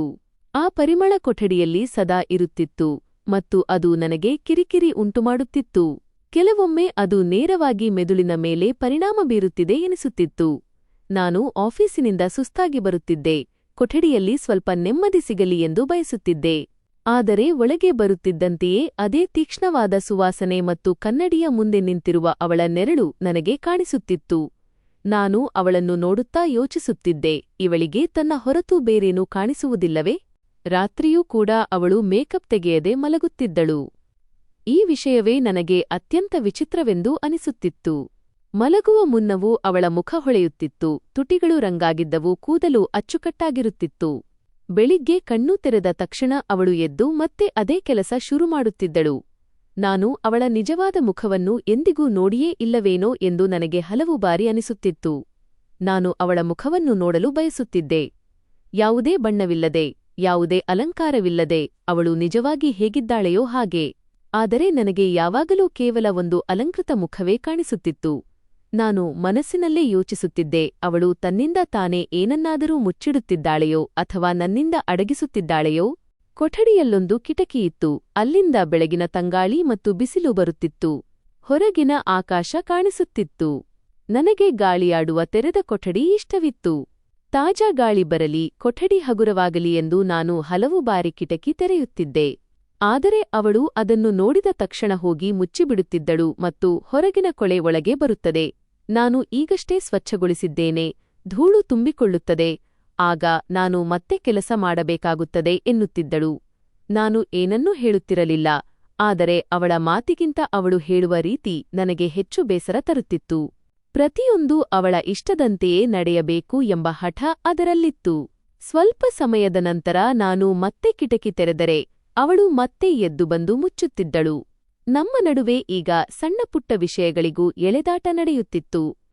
ಇದೆಲ್ಲವೂ ನನಗೆ ತುಂಬಾ ವಿಚಿತ್ರವಾಗಿ ಅನಿಸಲು ಶುರುವಾಗಿತ್ತು. ಒಂದು ಕೊಠಡಿಯಲ್ಲಿ ಇಬ್ಬರು ಮನುಷ್ಯರು ವಾಸಿಸುತ್ತಿದ್ದರು, ಆದರೆ ಒಬ್ಬನಿಗೆ ಗಾಳಿ ಬೇಕಿತ್ತು ಮತ್ತು ಇನ್ನೊಬ್ಬಳಿಗೆ ಮುಚ್ಚಿದ ಕೊಠಡಿ. ಒಬ್ಬನಿಗೆ ಸರಳತೆ ಬೇಕಿತ್ತು ಮತ್ತು ಇನ್ನೊಬ್ಬಳಿಗೆ ಅಲಂಕಾರ. ಒಬ್ಬನಿಗೆ ಪ್ರೀತಿಯ ಆಪ್ತತೆ ಬೇಕಿತ್ತು ಮತ್ತು ಇನ್ನೊಬ್ಬಳಿಗೆ ಕೇವಲ ತನ್ನ ಅಭ್ಯಾಸಗಳು ಮುಖ್ಯವಾಗಿದ್ದವು. ನಾನು ಹಲವು ಬಾರಿ ಅವಳಿಗೆ ಪ್ರೀತಿಯಿಂದ ಹೇಳಬೇಕು ಎಂದು ಯೋಚಿಸುತ್ತಿದ್ದೆ, ನೋಡು ರಿಯಾ, ಇಷ್ಟೊಂದು ಮೇಕಪ್ ಮಾಡಿಕೊಳ್ಳಬೇಡ. ನಾವಿಬ್ಬರೂ ಗಂಡ ಹೆಂಡತಿ, ಒಬ್ಬರ ಎದುರು ಮತ್ತೊಬ್ಬರು ಸಿದ್ಧವಾಗುವ ಅಗತ್ಯವಿಲ್ಲ. ನೀನು ಹೇಗಿದ್ದೀಯೋ ಹಾಗೆಯೇ ಚೆನ್ನಾಗಿದ್ದೀಯಾ. ನನಗೆ ಸರಳತೆ ಎಂದರೆ ಇಷ್ಟ. ನಿನ್ನ ಸಹಜವಾದ ಮುಖವೇ ನನಗೆ ಹೆಚ್ಚು ಇಷ್ಟವಾಗುತ್ತದೆ. ಆದರೆ ನಾನು ಮಾತು ಆರಂಭಿಸಿದ ತಕ್ಷಣ ಅವಳು ತಕ್ಷಣವೇ ವಿಷಯವನ್ನು ಬದಲಿಸುತ್ತಿದ್ದಳು. ಕೆಲವೊಮ್ಮೆ ನನ್ನನ್ನು ಕಂಟ್ರೋಲ್ ಮಾಡಬೇಡಿ ಎನ್ನುತ್ತಿದ್ದಳು, ಇನ್ನೊಮ್ಮೆ ನನಗೆ ಹೇಗೆ ಇರಬೇಕೋ ಹಾಗೆಯೇ ಇರುತ್ತೇನೆ ಎನ್ನುತ್ತಿದ್ದಳು. ಕೆಲವೊಮ್ಮೆ ನಗುತ್ತಲೇ ವಿಷಯವನ್ನು ದಾಟಿಸುತ್ತಿದ್ದಳು. ಆದರೆ ನನ್ನ ಮಾತನ್ನು ಅವಳು ಎಂದಿಗೂ ಗಂಭೀರವಾಗಿ ಕೇಳಿಸಿಕೊಳ್ಳಲೇ ಇಲ್ಲ. ನಾನು ಅವಳನ್ನು ತಡೆಯಲು ಬಯಸುತ್ತಿಲ್ಲ, ಕೇವಲ ಅವಳ ಹತ್ತಿರವಾಗಲು ಬಯಸುತ್ತಿದ್ದೇನೆ ಎಂದು ಅವಳು ಅರ್ಥಮಾಡಿಕೊಳ್ಳಲಿ ಎಂದು ನಾನು ಬಯಸಿದ್ದೆ. ಅವಳ ಆ ನಿಜವಾದ ರೂಪವನ್ನು ನೋಡಲು ನಾನು ಹಂಬಲಿಸುತ್ತಿದ್ದೆ. ಆ ಮುಖ ಕೇವಲ ಜಗತ್ತಿಗಾಗಿ ಅಲ್ಲದೆ ನನಗಾಗಿ ಇರಲಿ ಎಂದು ಬಯಸಿದ್ದೆ. ಆದರೆ ಅವಳು ಬಹುಶಃ ನನ್ನ ಮಾತನ್ನು ಕೇವಲ ಅಡ್ಡಿಪಡಿಸುವಿಕೆ ಅಥವಾ ನಿರ್ಬಂಧ ಎಂದು ತಿಳಿದಿದ್ದಳು. ಬದಲಾಗುತ್ತಿರುವ ಸಂಬಂಧ ಮತ್ತು ಮೌನದ ಗೋಡೆ. ಇಡೀ ದಿನ ಅವಳು ಒಮ್ಮೊಮ್ಮೆ ಬಟ್ಟೆಗಳನ್ನು ಆರಿಸುತ್ತಿದ್ದಳು, ಒಮ್ಮೊಮ್ಮೆ ಹೊಸ ವಸ್ತುಗಳನ್ನು ನೋಡುತ್ತಿದ್ದಳು, ಕನ್ನಡಿಯ ಮುಂದೆ ಕುಳಿತಿರುತ್ತಿದ್ದಳು, ಮೇಕಪ್ ವಿಡಿಯೋಗಳನ್ನು ನೋಡುತ್ತಿದ್ದಳು, ಏನಾದರೂ ಹೊಸತನ್ನು ಹಚ್ಚಿಕೊಳ್ಳುತ್ತಲೇ ಇರುತ್ತಿದ್ದಳು ಮತ್ತು ನಾನು ಒಂದು ಬದಿಯಲ್ಲಿ ಕುಳಿತು ಅವಳನ್ನು ನೋಡುತ್ತಲೇ ಇರುತ್ತಿದ್ದೆ. ಅವಳು ಇಷ್ಟೊಂದು ಸುಂದರಿಯಾಗಿದ್ದರೂ ಸಹ ತನ್ನನ್ನು ತಾನು ಇಷ್ಟೊಂದು ಬದಲಾಯಿಸಿಕೊಳ್ಳುವ ಅವಶ್ಯಕತೆ ಏಕಿದೆ ಎಂದು ನನಗೆ ಅರ್ಥವಾಗುತ್ತಿರಲಿಲ್ಲ. ಬಹುಶಃ ಅವಳಿಗೆ ತನ್ನ ಮೇಲೆ ನಂಬಿಕೆ ಇಲ್ಲವೋ ಅಥವಾ ಇದೇ ಅವಳ ಹವ್ಯಾಸವೋ ಎಂದು ನಾನು ಹಲವು ಬಾರಿ ಯೋಚಿಸುತ್ತಿದ್ದೆ. ಯಾವುದಾದರೂ ಹವ್ಯಾಸವು ಮನುಷ್ಯನನ್ನು ತನ್ನ ಅತ್ಯಂತ ಆಪ್ತರಿಂದಲೇ ದೂರ ಮಾಡಿದರೆ ಅದು ಕೇವಲ ಹವ್ಯಾಸವಾಗಿ ಉಳಿಯದೆ ಒಂದು ಗೋಡೆಯಾಗಿ ಬಿಡುತ್ತದೆ. ರಾತ್ರಿ ನಾವು ಒಂದೇ ಹಾಸಿಗೆಯ ಮೇಲೆ ಮಲಗುತ್ತಿದ್ದೆವು, ಆದರೆ ನಮ್ಮ ಮಧ್ಯೆ ಮೌನವಿರುತ್ತಿತ್ತು. ನಾನು ಮಗ್ಗುಲು ಬದಲಿಸಿ ಅವಳನ್ನು ನೋಡಿದಾಗ ಅವಳು ಫೋನ್ನಲ್ಲಿ ಮಗ್ನಳಾಗಿರುತ್ತಿದ್ದಳು ಅಥವಾ ಕ್ರೀಮ್ ಹಚ್ಚಿಕೊಳ್ಳುತ್ತಿರುತ್ತಿದ್ದಳು. ನಾನು ಏನನ್ನಾದರೂ ಹೇಳಲು ಬಯಸುತ್ತಿದ್ದೆ, ಆದರೆ ಸುಮ್ಮನಾಗುತ್ತಿದ್ದೆ, ಏಕೆಂದರೆ ಏನಾದರೂ ಮಾತನಾಡಿದರೆ ಅದು ಒಂದೋ ತಪ್ಪಿಹೋಗುತ್ತದೆ ಅಥವಾ ಜಗಳವಾಗಿ ಬದಲಾಗುತ್ತದೆ ಎಂಬುದು ನನಗೆ ತಿಳಿದಿತ್ತು. ನಿಧಾನವಾಗಿ ನಾನು ಮಾತನಾಡುವುದನ್ನು ಕಡಿಮೆ ಮಾಡಿದೆ. ಒಬ್ಬ ವ್ಯಕ್ತಿಯು ಪ್ರತಿ ಬಾರಿಯೂ ವಿವರಿಸಲು ಪ್ರಯತ್ನಿಸಿದರು ಮತ್ತು ಪ್ರತಿ ಬಾರಿಯೂ ಅದನ್ನು ನಿರ್ಲಕ್ಷಿಸಲಾದರೆ ಒಂದು ಸಮಯದ ನಂತರ ಅವನು ಸುಮ್ಮನಾಗಿ ಬಿಡುತ್ತಾನೆ. ನಾನು ಹಾಗೆಯೇ ಆದೆ. ನಾನು ಆಫೀಸ್ನಲ್ಲಿದ್ದಾಗ ಕೆಲಸದಲ್ಲಿ ಮನಸ್ಸು ಹಾಕುತ್ತಿದ್ದೆ, ಆದರೆ ಮನೆಗೆ ಹಿಂದಿರುಗುವಾಗ ಮನಸ್ಸು ಭಾರವಾಗುತ್ತಿತ್ತು. ಹಿಂದೆ ಇದೇ ಮನೆಗೆ ಬರಲು ತುಂಬಾ ಆತುರವಿರುತ್ತಿತ್ತು. ಈಗ ಹೆಜ್ಜೆಗಳು ನಿಧಾನವಾಗುತ್ತಿದ್ದವು, ಏಕೆಂದರೆ ಒಳಗೆ ಹೋದರೆ ಮತ್ತೆ ಅದೇ ಮೌನ, ಅದೇ ಸುಗಂಧ, ಅದೇ ಕನ್ನಡಿ ಮತ್ತು ಅದೇ ದೂರ ಸಿಗುತ್ತದೆ ಎಂಬುದು ನನಗೆ ತಿಳಿದಿತ್ತು. ಭಾವನೆಗಳ ನಡುವಿನ ಸಂಘರ್ಷ. ನನಗೆ ಕೆಲವೊಮ್ಮೆ ಅನಿಸುತ್ತಿತ್ತು, ಬಹುಶಃ ತಪ್ಪು ನನ್ನದೇ ಇರಬಹುದು. ಬಹುಶಃ ನಾನು ಹಳೆಯ ಆಲೋಚನೆಯವನು. ಬಹುಶಃ ನಾನು ಅವಳನ್ನು ಅವಳ ರೀತಿಯಲ್ಲೇ ಬದುಕಲು ಬಿಡಬೇಕು. ಆದರೆ ಹೃದಯವು ಹೇಳುತ್ತಿತ್ತು, ಇದು ಕೇವಲ ಮೇಕಪ್ ವಿಷಯವಲ್ಲ, ಇದು ಸಂಬಂಧದ ವಿಷಯ. ಮನುಷ್ಯನು ತನ್ನ ಸಂಗಾತಿಯ ಒಂದು ಸಣ್ಣ ಭಾವನೆಯನ್ನು ಅರ್ಥಮಾಡಿಕೊಳ್ಳದಿದ್ದರೆ ಸಂಬಂಧ ಹೇಗೆ ಮುಂದುವರಿಯುತ್ತದೆ? ನಾನು ಅವಳನ್ನು ಸರಳತೆಯಲ್ಲಿ ನೋಡಲು ಬಯಸುತ್ತಿದ್ದೆ, ಏಕೆಂದರೆ ನನಗೆ ಅವಳ ಮೇಲೆ ಪ್ರೀತಿಯಿತ್ತು. ಕೇವಲ ಅವಳ ಮುಖದ ಮೇಲಲ್ಲ ಅಥವಾ ಅವಳ ಅಲಂಕಾರದ ಮೇಲಲ್ಲ. ಅವಳು ನಿಜವಾಗಿಯೂ ಹೇಗಿದ್ದಾಳೆಯೋ ಹಾಗೆಯೇ ಅವಳನ್ನು ನೋಡಲು ನಾನು ಬಯಸುತ್ತಿದ್ದೆ. ಆದರೆ ಬಹುಶಃ ಅವಳು ಕೂಡ ಈಗ ಹಾಗೆ ಇರುವುದನ್ನು ಮರೆತುಬಿಟ್ಟಿದ್ದಳು. ಸಮಯ ಕಳೆಯುತ್ತಿತ್ತು. ಮದುವೆಯ ಜೀವನ ಮುಂದೆ ಸಾಗುತ್ತಿತ್ತು. ಆದರೆ ನಮ್ಮ ನಡುವಿನ ಆತ್ಮೀಯತೆ ಮಾತ್ರ ಅಲ್ಲೇ ನಿಂತು ಹೋಗಿತ್ತು ಮತ್ತು ನಾವು ಜೊತೆಯಾಗಿದ್ದರೂ ಜೊತೆಗಿಲ್ಲ ಎಂಬ ಭಾವನೆ ನನಗೆ ಪ್ರತಿದಿನ ಕಾಡುತ್ತಿತ್ತು. ನಮ್ಮ ಮದುವೆಯಾಗಿ ಈಗ ಇಡೀ 1 ವರ್ಷ ಕಳೆದಿತ್ತು ಮತ್ತು ಇಂದು ನಮ್ಮ ಮೊದಲ ವಿವಾಹ ವಾರ್ಷಿಕೋತ್ಸವವಾಗಿತ್ತು. ಒಂದು ನಿರೀಕ್ಷೆ ಮತ್ತು ಆಚರಣೆ. ಬೆಳಿಗ್ಗೆಯಿಂದಲೇ ನನ್ನ ಮನಸ್ಸಿನಲ್ಲಿ ಒಂದು ರೀತಿಯ ಖುಷಿಯಿತ್ತು. ಕಳೆದ ಕೆಲವು ತಿಂಗಳುಗಳಲ್ಲಿ ನಮ್ಮ ನಡುವೆ ದೂರ ಬೆಳೆದಿದ್ದರೂ ಸಣ್ಣಪುಟ್ಟ ವಿಷಯಗಳಿಗೆ ಮನಸ್ತಾಪವಾಗುತ್ತಿದ್ದರೂ ಇಂದಿನ ದಿನವೂ ಚೆನ್ನಾಗಿ ಕಳೆಯಲಿ ಎಂದು ನಾನು ಬಯಸಿದ್ದೆ. ಈ ದಿನ ನಮ್ಮ ಸಂಬಂಧದಲ್ಲಿ ಮತ್ತೆ ಮಾಧುರ್ಯವನ್ನು ತರಬಹುದು ಎಂದು ನಾನು ಭಾವಿಸಿದ್ದೆ. ಮದುವೆಯ ಆರಂಭದಲ್ಲಿ ನಾವು ಹೇಗೆ ನಗುತ್ತಿದ್ದೆವೋ ಹಾಗೆಯೇ ಮತ್ತೆ ನಗಬಹುದು ಎಂದು ಯೋಚಿಸಿದೆ. ಅದಕ್ಕಾಗಿಯೇ ನಾನು ಅವಳಿಗಾಗಿ ಒಂದು ಸಣ್ಣ ಸರ್ಪ್ರೈಸ್ ಪಾರ್ಟಿಯನ್ನು ಆಯೋಜಿಸಿದ್ದೆ. ನಾನು ಆಫೀಸ್ಗೆ ರಜೆ ಹಾಕಿದೆ, ಮನೆಯನ್ನು ಅಲಂಕರಿಸಿದೆ. ಕೋಣೆಯಲ್ಲಿ ಸಣ್ಣ ಸಣ್ಣ ಲೈಟ್ಗಳನ್ನು ಹಾಕಿಸಿದೆ, ಹೂವುಗಳನ್ನು ತರಿಸಿದೆ, ಕೇಕ್ ತಂದೆ ಮತ್ತು ಅವಳಿಗೆ ಇಷ್ಟವಾದ ಊಟವನ್ನು ಆರ್ಡರ್ ಮಾಡಿದೆ. ಅವಳು ಇದೆಲ್ಲವನ್ನೂ ನೋಡಿದಾಗ ಖುಷಿಯಾಗಲಿ ಮತ್ತು ನನ್ನ ಮನಸ್ಸಿನ ಮಾತನ್ನು ಅರ್ಥಮಾಡಿಕೊಳ್ಳಲಿ ಎಂದು ನಾನು ಬಯಸಿದ್ದೆ. ಸಂಜೆ ಅವಳು ಕೋಣೆಯಿಂದ ಹೊರಗೆ ಬಂದಾಗ ಆ ಅಲಂಕಾರವನ್ನು ನೋಡಿ ನಿಜವಾಗಿಯೂ ಅವಳ ಮುಖದಲ್ಲಿ ಮೊದಲ ಬಾರಿಗೆ ನಾನು ಬಹಳ ದಿನಗಳಿಂದ ನೋಡಲು ಬಯಸುತ್ತಿದ್ದ ಆ ಹೊಳಪು ಕಂಡುಬಂತು. ಅವಳು ಖುಷಿಯಿಂದ ಇತ್ತತ್ತ ನೋಡತೊಡಗಿದಳು. ಒಮ್ಮೆ ಲೈಟ್ಗಳನ್ನು ನೋಡುತ್ತಿದ್ದಳು, ಒಮ್ಮೆ ಹೂವುಗಳನ್ನು ಮುಟ್ಟುತ್ತಿದ್ದಳು, ಒಮ್ಮೆ ಕೇಕ್ ನೋಡಿ ನಗುತ್ತಿದ್ದಳು. ನಂತರ ನನ್ನ ಕಡೆ ತಿರುಗಿ, ನೀವು ಇದೆಲ್ಲವನ್ನೂ ನನಗಾಗಿ ಮಾಡಿದ್ದೀರಾ ಎಂದು ಕೇಳಿದಳು. ನಾನು ನಗುತ್ತಾ, ಹೌದು, ಇನ್ಯಾರಿಗಾಗಿ ಮಾಡುತ್ತೇನೆ ಎಂದೆ. ಆ ಸಮಯದಲ್ಲಿ ಅವಳು ನಿಜವಾಗಿಯೂ ತುಂಬಾ ಸಂತೋಷವಾಗಿದ್ದಳು. ಅವಳು ಮೊದಲ ಬಾರಿಗೆ ಯಾವುದೇ ಚರ್ಚೆ ಅಥವಾ ಹಂಗಿಸದೆ ನನ್ನನ್ನು ಅಪ್ಪಿಕೊಂಡಾಗ ನನ್ನೆಲ್ಲ ಶ್ರಮ ಸಾರ್ಥಕವಾಯಿತು ಎಂದು ನನಗೆ ಅನ್ನಿಸಿತು. ನಾವಿಬ್ಬರೂ ಜೊತೆಯಾಗಿ ಕುಳಿತು ಕೇಕ್ ಕತ್ತರಿಸಿದೆವು, ಫೋಟೋಗಳನ್ನು ತೆಗೆದುಕೊಂಡೆವು, ಊಟ ಮಾಡಿದೆವು ಮತ್ತು ಸ್ವಲ್ಪ ಸಮಯದವರೆಗೆ ಎಲ್ಲವೂ ಸರಿಯಾಗಿಯೇ ಇತ್ತು. ಈಗ ಎಲ್ಲವೂ ಮೊದಲಿನಂತೆ ಆಗಬಹುದು ಎಂದು ನನಗೆ ಒಳಗಿನಿಂದ ನೆಮ್ಮದಿ ಸಿಗುತ್ತಿತ್ತು. ಕಟು ವಾಸ್ತವ ಮತ್ತು ಹೊಸ ಬೇಡಿಕೆ. ಆದರೆ ಖುಷಿಯ ಕ್ಷಣಗಳು ಹೆಚ್ಚು ಕಾಲ ಉಳಿಯಲಿಲ್ಲ. ಎಲ್ಲವೂ ಶಾಂತವಾದ ನಂತರ ಅವಳು ನನ್ನ ಹತ್ತಿರ ಬಂದಳು ಮತ್ತು ನೇರವಾಗಿ ಹೇಳಿದಳು, ನನಗೆ ಚಿನ್ನದ ಸೆಟ್ ಬೇಕು. ನಾನು ಕೆಲವು ಕ್ಷಣಗಳ ಕಾಲ ಅವಳನ್ನು ನೋಡುತ್ತಾ ನಿಂತುಬಿಟ್ಟೆ. ಬಹುಶಃ ಅವಳು ತಮಾಷೆ ಮಾಡುತ್ತಿದ್ದಾಳೆ ಎಂದು ನನಗೆ ಅನ್ನಿಸಿತು. ಆದರೆ ಅವಳ ಮುಖ ಗಂಭೀರವಾಗಿತ್ತು. ಅವಳು ಮತ್ತೆ ಹೇಳಿದಳು, ಇದು ಮೊದಲ ವಾರ್ಷಿಕೋತ್ಸವ, ನನಗೆ ಒಂದು ಒಳ್ಳೆಯ ಗೋಲ್ಡ್ ಸೆಟ್ ಬೇಕು. ನಾನು ಮನಸ್ಸಿನಲ್ಲಿ ಲೆಕ್ಕಾಚಾರ ಹಾಕಿದೆ. ನನ್ನ ಸಂಬಳ ಅಷ್ಟೇನೂ ದೊಡ್ಡದಾಗಿರಲಿಲ್ಲ. ಖರ್ಚುಗಳು ಮೊದಲೇ ಹೆಚ್ಚಾಗಿದ್ದವು. ಆದರೆ ನಂತರ ನನಗೆ ನಾನು ಸಮಜಾಯಿಷಿ ನೀಡಿದೆ. ನಾನು ನನಗಾಗಿಯೂ ದುಡಿಯುತ್ತೇನೆ ಮತ್ತು ಅವಳಿಗಾಗಿಯೂ ದುಡಿಯುತ್ತೇನೆ. ಅವಳ ಇಚ್ಛೆ ಇದಾಗಿದ್ದರೆ ಅದನ್ನು ಪೂರೈಸಬೇಕು. ನಾನು ನಗುತ್ತಾ ಹೇಳಿದೆ, ಸರಿ, ನಾವು ನಾಳೆಯೇ ಜ್ಯುವೆಲ್ಲರಿ ಅಂಗಡಿಗೆ ಹೋಗೋಣ ಮತ್ತು ನಿನಗಾಗಿ ಒಂದು ಒಳ್ಳೆಯ ಚಿನ್ನದ ಸೆಟ್ ತೆಗೆದುಕೊಳ್ಳೋಣ. ನನ್ನ ಮಾತನ್ನು ಕೇಳಿದ ತಕ್ಷಣ ಅವಳು ತುಂಬಾ ಖುಷಿಯಾದಳು. ಅವಳು ಕೇವಲ ಇದೇ ಉತ್ತರದ ನಿರೀಕ್ಷೆಯಲ್ಲಿದ್ದಂತೆ ತೋರುತ್ತಿತ್ತು. ರಾತ್ರಿಯಿಡೀ ಅವಳು ಹೊಸ ಬಟ್ಟೆಗಳ ಬಗ್ಗೆ ಮಾತನಾಡುತ್ತಿದ್ದಳು. ಯಾವ ಸೆಟ್ ತೆಗೆದುಕೊಳ್ಳಬೇಕು? ವಿನ್ಯಾಸ ಹೇಗಿರಬೇಕು? ನಾನು ಅವಳನ್ನು ನೋಡುತ್ತಲೇ ಇದ್ದೆ ಮತ್ತು ಸರಿ, ಇದರಿಂದ ಅವಳಿಗೆ ಖುಷಿಯಾಗುವುದಾದರೆ ಆಗಲಿ ಎಂದು ಯೋಚಿಸಿದೆ. ಮರುದಿನ ಅವಳು ಬೆಳಿಗ್ಗೆಯಿಂದಲೇ ತಯಾರಾಗಲು ಶುರುಮಾಡಿದಳು. ತುಂಬಾ ಬೇಗ ಎದ್ದಳು. ಸ್ನಾನ ಮಾಡಿ, ಒಳ್ಳೆಯ ಬಟ್ಟೆಗಳನ್ನು ಧರಿಸಿ, ಮೇಕಪ್ ಮಾಡಿ, ಕೂದಲನ್ನು ಬಾಚಿಕೊಂಡು ಪದೇ ಪದೇ ಕನ್ನಡಿಯಲ್ಲಿ ತನ್ನನ್ನು ತಾನು ನೋಡಿಕೊಳ್ಳುತ್ತಿದ್ದಳು. ನಂತರ ಹೇಳಿದಳು, ನಾವು ಚಾಂದಿನಿ ಚೌಕ್ಗೆ ಹೋಗೋಣ.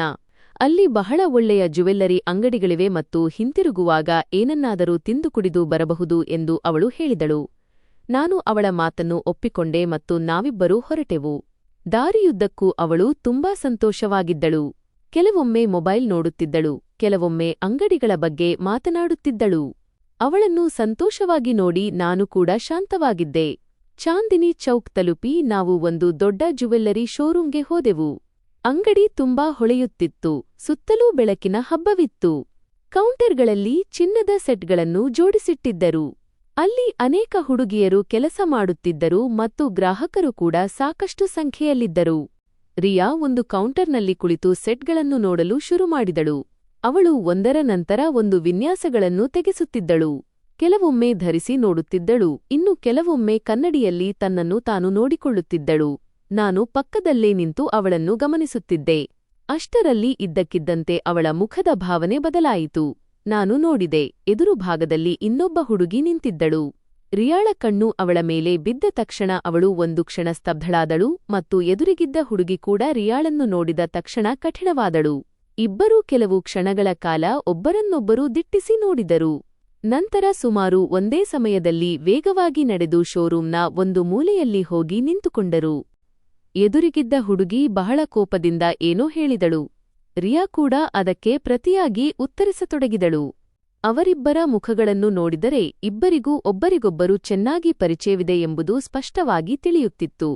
ನಾನು ದೂರದಿಂದಲೇ ಇದನ್ನು ನೋಡುತ್ತಿದ್ದೆ, ಆದರೆ ಅಲ್ಲಿ ಏನು ನಡೆಯುತ್ತಿದೆ ಎಂಬುದು ನನಗೆ ಅರ್ಥವಾಗುತ್ತಿರಲಿಲ್ಲ. ರಿಯಾ ಈ ಹಿಂದೆ ಎಂದು ಈ ಹುಡುಗಿಯ ಹೆಸರನ್ನು ಹೇಳಿದ್ದನ್ನು ನಾನು ಕೇಳಿರಲಿಲ್ಲ. ಹಾಗಾದರೆ ಇವಳು ಯಾರು? ಮತ್ತು ಇವಳನ್ನು ನೋಡಿ ರಿಯಾ ಏಕೆ ಇಷ್ಟೊಂದು ಗಾಬರಿಯಾದಳು? ಕೆಲವು ಕ್ಷಣಗಳಲ್ಲೇ ರಿಯಾ ಮರಳಿ ನನ್ನ ಬಳಿಗೆ ಬಂದಳು. ಆದರೆ ಅವಳ ಮುಖದ ಬಣ್ಣಗೆಟ್ಟಿತ್ತು, ಮುಖ ಪೇಲವವಾಗಿತ್ತು. ಅವಳು ನನ್ನ ಕೈ ಹಿಡಿದು ಗಡಿಬಿಡಿಯಿಂದ ಹೇಳಿದಳು, ನನಗೆ ಆರೋಗ್ಯ ಸರಿಯಿಲ್ಲದಂತೆ ಅನಿಸುತ್ತಿದೆ, ತಲೆಸುತ್ತು ಬರುತ್ತಿದೆ, ನಾವು ಮನೆಗೆ ಹೋಗೋಣ. ಸೆಟ್ ಅನ್ನು ಇನ್ನೊಮ್ಮೆ ಯಾವಾಗಲಾದರೂ ತೆಗೆದುಕೊಳ್ಳೋಣ. ನಾನು ಆಶ್ಚರ್ಯದಿಂದ ಹೇಳಿದೆ, ಅಯ್ಯೋ, ಈಗ ತಾನೇ ಬಂದಿದ್ದೇವಲ್ಲ, ನಾನು ಸ್ವಲ್ಪ ಅಡ್ವಾನ್ಸ್ ನೀಡುತ್ತೇನೆ ಅಥವಾ ಬುಕ್ ಮಾಡೋಣ, ನಂತರ ಹೋಗೋಣ. ಆದರೆ ಅವಳು ಗಾಬರಿಯಿಂದ, ಇಲ್ಲ ಈಗಲೇ ಬೇಡ, ನನಗೆ ಈಗಲೇ ಮನೆಗೆ ಹೋಗಬೇಕು ಎಂದಳು. ಅವಳ ಧ್ವನಿ ನಡುಗುತ್ತಿತ್ತು. ನಾನು ಮೊದಲ ಬಾರಿಗೆ ಅವಳನ್ನು ಇಷ್ಟೊಂದು ಆತಂಕದಲ್ಲಿ ನೋಡಿದೆ. ನಾನು ತಕ್ಷಣ ಅವಳನ್ನು ಕರೆದುಕೊಂಡು ಹೊರಗೆ ಬಂದೆ. ದಾರಿಯುದ್ದಕ್ಕೂ ಅವಳು ಮೌನವಾಗಿದ್ದಳು, ಸುಮ್ಮನೆ ಕಾರಿನಲ್ಲಿ ಕುಳಿತಿದ್ದಳು. ಅವಳ ಕೈ ತಣ್ಣಗಾಗಿತ್ತು. ನಾನು, ಏನಾಯಿತು?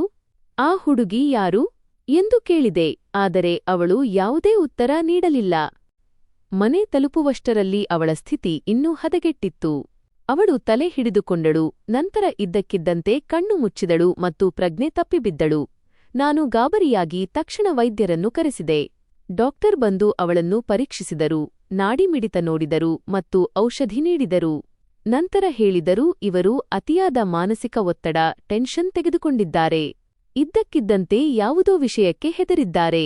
ಆ ಆತಂಕದಿಂದಾಗಿ ಪ್ರಜ್ಞೆ ತಪ್ಪಿದ್ದಾರೆ.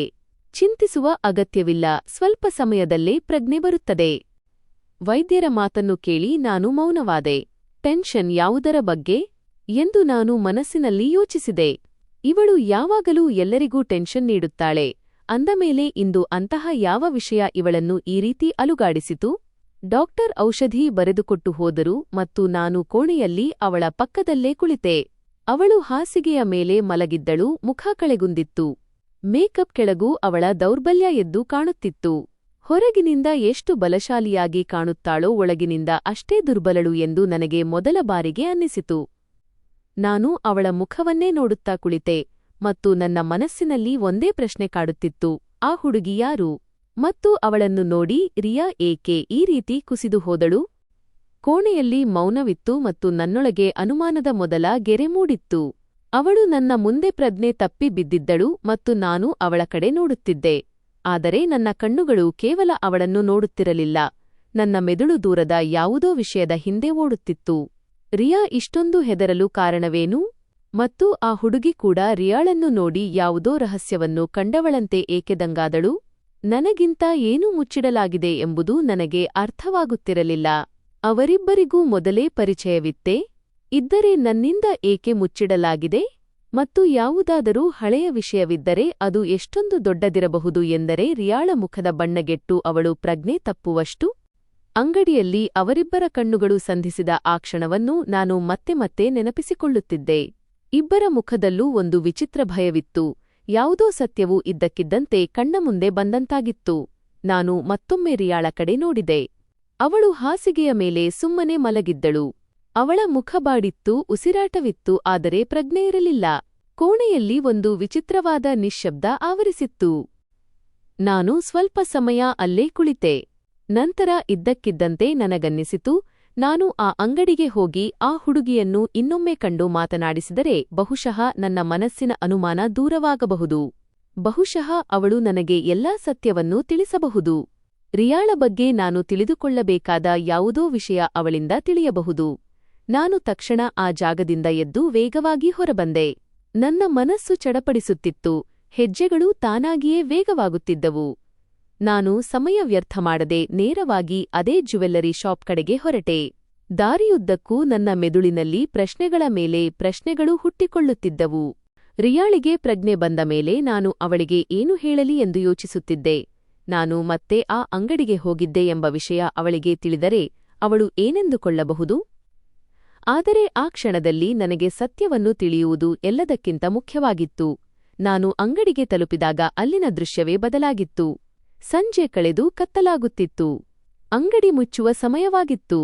ಅಲ್ಲಿ ಕೆಲಸ ಮಾಡುವ ಹುಡುಗಿಯರೆಲ್ಲ ಹೋಗಿದ್ದರು. ಮಾಲೀಕರು ಶಟರ್ ಎಳೆಯಲು ಸಿದ್ಧತೆ ನಡೆಸುತ್ತಿದ್ದರು.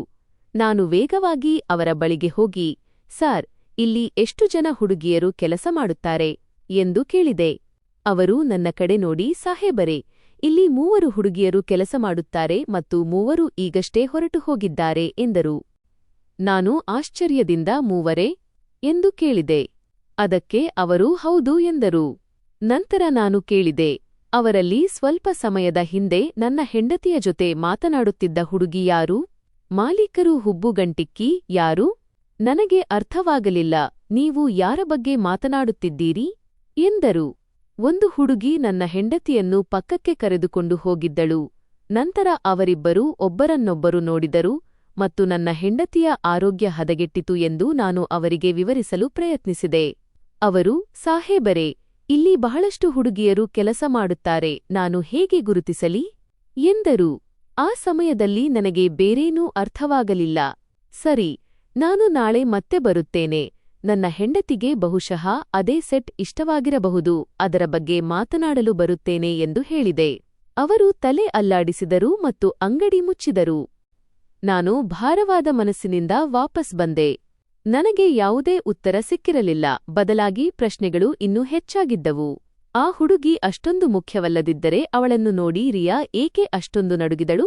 ಮತ್ತು ಆ ಹುಡುಗಿ ನಿಜವಾಗಿಯೂ ಹಳೆಯ ಪರಿಚಯದವಳಾಗಿದ್ದರೆ ಅವಳು ಅದನ್ನು ಏಕೆ ಮುಚ್ಚಿಟ್ಟಳು ಎಂದು ದಾರಿಯುದ್ದಕ್ಕೂ ಯೋಚಿಸುತ್ತಿದ್ದೆ.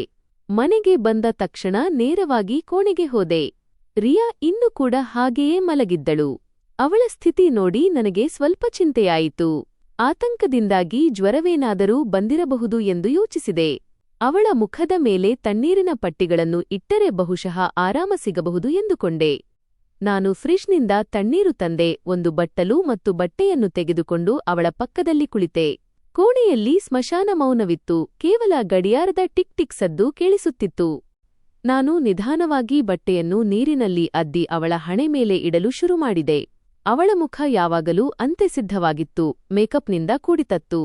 ಬೆಳಿಗ್ಗೆ ಹೇಗಿತ್ತೋ ಹಾಗೆಯೇ ಇತ್ತು. ನಾನು ಅವಳನ್ನು ನೋಡುತ್ತಾ, ಈ ಹೆಂಗಸು ಅಸಲಿಗೆ ಯಾರು ಎಂದು ಯೋಚಿಸುತ್ತಿದ್ದೆ. ನಾನು ಪಟ್ಟಿಗಳನ್ನು ಇಡುತ್ತಾ ಹೋದಂತೆ ಅವಳ ಮೇಕಪ್ನ ಪದರಗಳು ನಿಧಾನವಾಗಿ ಕರಗಲು ಶುರುಮಾಡಿದವು. ಮೊದಲು ಹಣೆಯ ಮೇಲಿದ್ದ ಮೇಕಪ್ ತೊಳೆದು ಹೋಯಿತು, ನಂತರ ಕೆನ್ನೆಯ ಹೊಳಪು ಕಡಿಮೆಯಾಗುತ್ತಾ ಬಂತು. ನಾನು ಮೊದಲು ಗಮನ ಕೊಡಲಿಲ್ಲ, ಸುಮ್ಮನೆ ಅವಳ ಮುಖವನ್ನು ಒರೆಸುತ್ತಾ ಹೋದೆ. ಸ್ವಲ್ಪ ಸಮಯದಲ್ಲೇ ಅವಳ ಮುಖದ ಬಣ್ಣ ಬದಲಾಗುತ್ತಿದೆ ಎಂದು ನನಗೆ ಅನ್ನಿಸಿತು. ನಾನು ಮತ್ತೆ ಬಟ್ಟೆಯಿಂದ ಒರೆಸಿದಾಗ ಪೌಡರ್ ಕೆಳಗೆ ಇಳಿಯುತ್ತಿತ್ತು. ತುಟಿಗಳ ಬಣ್ಣ ತೊಳೆದು ಹೋಯಿತು, ಕೆನ್ನೆಗಳ ಹೊಳಪು ಮಾಯವಾಯಿತು. ನಾನು ಕೈ ತಡೆದು ಅವಳನ್ನು ಸೂಕ್ಷ್ಮವಾಗಿ ಗಮನಿಸಿದೆ. ನನ್ನ ಹೃದಯ ಜೋರಾಗಿ ಬಡಿಯತೊಡಗಿತು. ನಾನು ನಿಧಾನವಾಗಿ ಅವಳ ಮುಖವನ್ನು ಸಂಪೂರ್ಣವಾಗಿ ಸ್ವಚ್ಛಗೊಳಿಸಿದೆ. ಈಗ ಎದುರಿಗಿದ್ದ ಮುಖ ನನಗಂತೂ ಸಂಪೂರ್ಣವಾಗಿ ಹೊಸದಾಗಿತ್ತು ಮತ್ತು ಅಷ್ಟೇ ಭಯಾನಕವಾಗಿತ್ತು. ಅವಳ ಸಂಪೂರ್ಣ ಮೇಕಪ್ ಈಗ ಕಳೆದು ಹೋಗಿತ್ತು ಮತ್ತು ಮೊದಲ ಬಾರಿಗೆ ಅವಳ ನಿಜವಾದ ಮುಖ ನನ್ನ ಎದುರಿಗಿತ್ತು. ನಾನು ಕಲ್ಲಾದಂತೆ ನಿಂತುಬಿಟ್ಟೆ. ಅವಳ ಮುಖದ ಮೇಲೆ ಸಣ್ಣ ಸಣ್ಣ ಸುಕ್ಕುಗಳಿದ್ದವು, ಕಣ್ಣುಗಳ ಹತ್ತಿರ ಗೆರೆಗಳು ಸ್ಪಷ್ಟವಾಗಿ ಕಾಣಿಸುತ್ತಿದ್ದವು. ಅವಳ ಚರ್ಮ ನಾನು ಪ್ರತಿದಿನ ನೋಡುತ್ತಿದ್ದಂತೆ ಅಷ್ಟು ತಾರುಣ್ಯದಿಂದ ಕೂಡಿರಲಿಲ್ಲ. ಆ ಮುಖ ತುಂಬಾ ಸುಸ್ತಾದಂತೆ ಮತ್ತು ವಯಸ್ಸಾದಂತೆ ಕಾಣುತ್ತಿತ್ತು.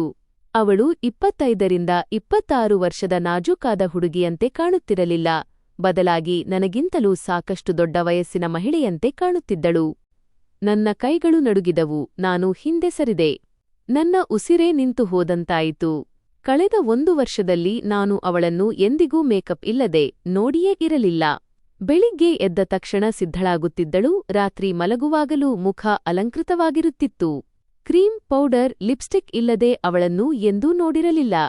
ಅವಳಿಗೆ ಅಲಂಕಾರವೆಂದರೆ ಇಷ್ಟ ಎಂದು ನಾನು ಯಾವಾಗಲೂ ಭಾವಿಸಿದ್ದೆ. ಆದರೆ ಈಗ ಅರ್ಥವಾಯಿತು, ಅದು ಕೇವಲ ಹವ್ಯಾಸವಾಗಿರಲಿಲ್ಲ, ಅದು ಏನನ್ನೂ ಮುಚ್ಚಿಡುವ ಪ್ರಯತ್ನವಾಗಿತ್ತು. ನಾನು ಅವಳನ್ನೇ ದಿಟ್ಟಿಸಿ ನೋಡುತ್ತಿದ್ದೆ. ನನ್ನ ತಲೆ ಸುತ್ತಲೂ ಶುರುವಾಯಿತು.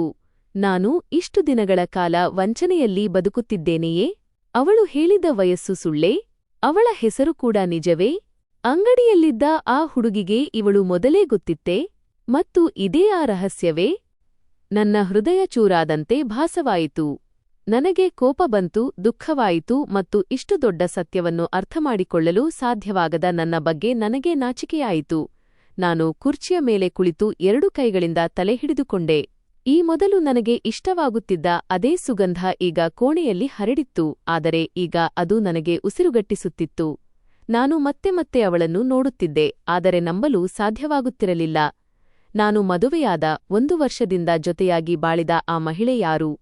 ನಾನು ಅವಳನ್ನು ಅಸಲಿಗೆ ಬಲ್ಲೆನೆ ಅಥವಾ ಅವಳ ಮುಖದ ಮೇಲಿದ್ದ ಆ ಬಣ್ಣದ ಪದರಗಳನ್ನು ಮಾತ್ರ ಬಲ್ಲೆನೆ? ಅಷ್ಟರಲ್ಲಿ ಅವಳಲ್ಲಿ ಸಣ್ಣ ಚಲನೆ ಉಂಟಾಯಿತು. ಅವಳ ತುಟಿಗಳು ಅಲುಗಾಡಿದವು. ಮಗ್ಗುಲು ಬದಲಿಸಲು ಪ್ರಯತ್ನಿಸಿದಳು. ನಾನು ಗಾಬರಿಯಿಂದ ಎದ್ದು ನಿಂತೆ. ಅವಳು ನಿಧಾನವಾಗಿ ಪ್ರಜ್ಞೆಗೆ ಬರುತ್ತಿದ್ದಳು. ಅವಳ ರೆಪ್ಪೆಗಳು ನಡುಗಿದವು ಮತ್ತು ಕಣ್ಣುಗಳು ಅರೆಬರೆಯಾಗಿ ತೆರೆದುಕೊಂಡವು. ಅವಳು ನನ್ನನ್ನು ನೋಡಿದಳು. ನಂತರ ನನ್ನ ದೃಷ್ಟಿ ಅವಳ ಮುಖದ ಮೇಲಿರುವುದನ್ನು ಗಮನಿಸಿದಳು. ಅಷ್ಟೇ, ಇದ್ದಕ್ಕಿದ್ದಂತೆ ಅವಳ ಮುಖದಲ್ಲಿ ಭಯ ಆವರಿಸಿತು. ಅವಳು ತಕ್ಷಣ ತನ್ನ ಕೈಗಳನ್ನು ಮುಖದ ಹತ್ತಿರ ಕೊಂಡೊಯ್ಯಲು ಪ್ರಯತ್ನಿಸಿದಳು, ಆದರೆ ಅಷ್ಟರಲ್ಲಿ ಕಾಲ ಮೀರಿತ್ತು. ನಾನು ಎಲ್ಲವನ್ನೂ ನೋಡಿದ್ದೆ. ಯಾವುದೋ ಅಪರಾಧಿ ರೆಡ್ ಹ್ಯಾಂಡ್ ಆಗಿ ಸಿಕ್ಕಿಬಿದ್ದಾಗ ಅವನ ಕಣ್ಣುಗಳಲ್ಲಿ ಎಂತಹ ಭಯವಿರುತ್ತದೆಯೋ ಅಂತಹ ಭಯ ಅವಳ ಕಣ್ಣುಗಳಲ್ಲಿತ್ತು. ಸತ್ಯದ ಹುಡುಕಾಟ ಮತ್ತು ಅನುಮಾನದ ನೆರಳು. ನನಗೆ ಏನನ್ನೂ ಮಾತನಾಡಲು ಸಾಧ್ಯವಾಗುತ್ತಿರಲಿಲ್ಲ. ಅವಳು ಮೌನವಾಗಿದ್ದಳು. ಆ ಕೋಣೆಯಲ್ಲಿ ಕೇವಲ ನಮ್ಮ ಉಸಿರಾಟದ ಶಬ್ದ ಮಾತ್ರ ಕೇಳಿಸುತ್ತಿತ್ತು. ನನ್ನ ಮನಸ್ಸಿನಲ್ಲಿ ಬಿರುಗಾಳಿ ಎದ್ದಿತ್ತು ಮತ್ತು ಅವಳ ಮುಖದ ಹಿಂದೆ ಅಡಗಿದ್ದ ರಹಸ್ಯ ಈಗ ನನ್ನ ಮುಂದೆ ಬಯಲಾಗಿತ್ತು.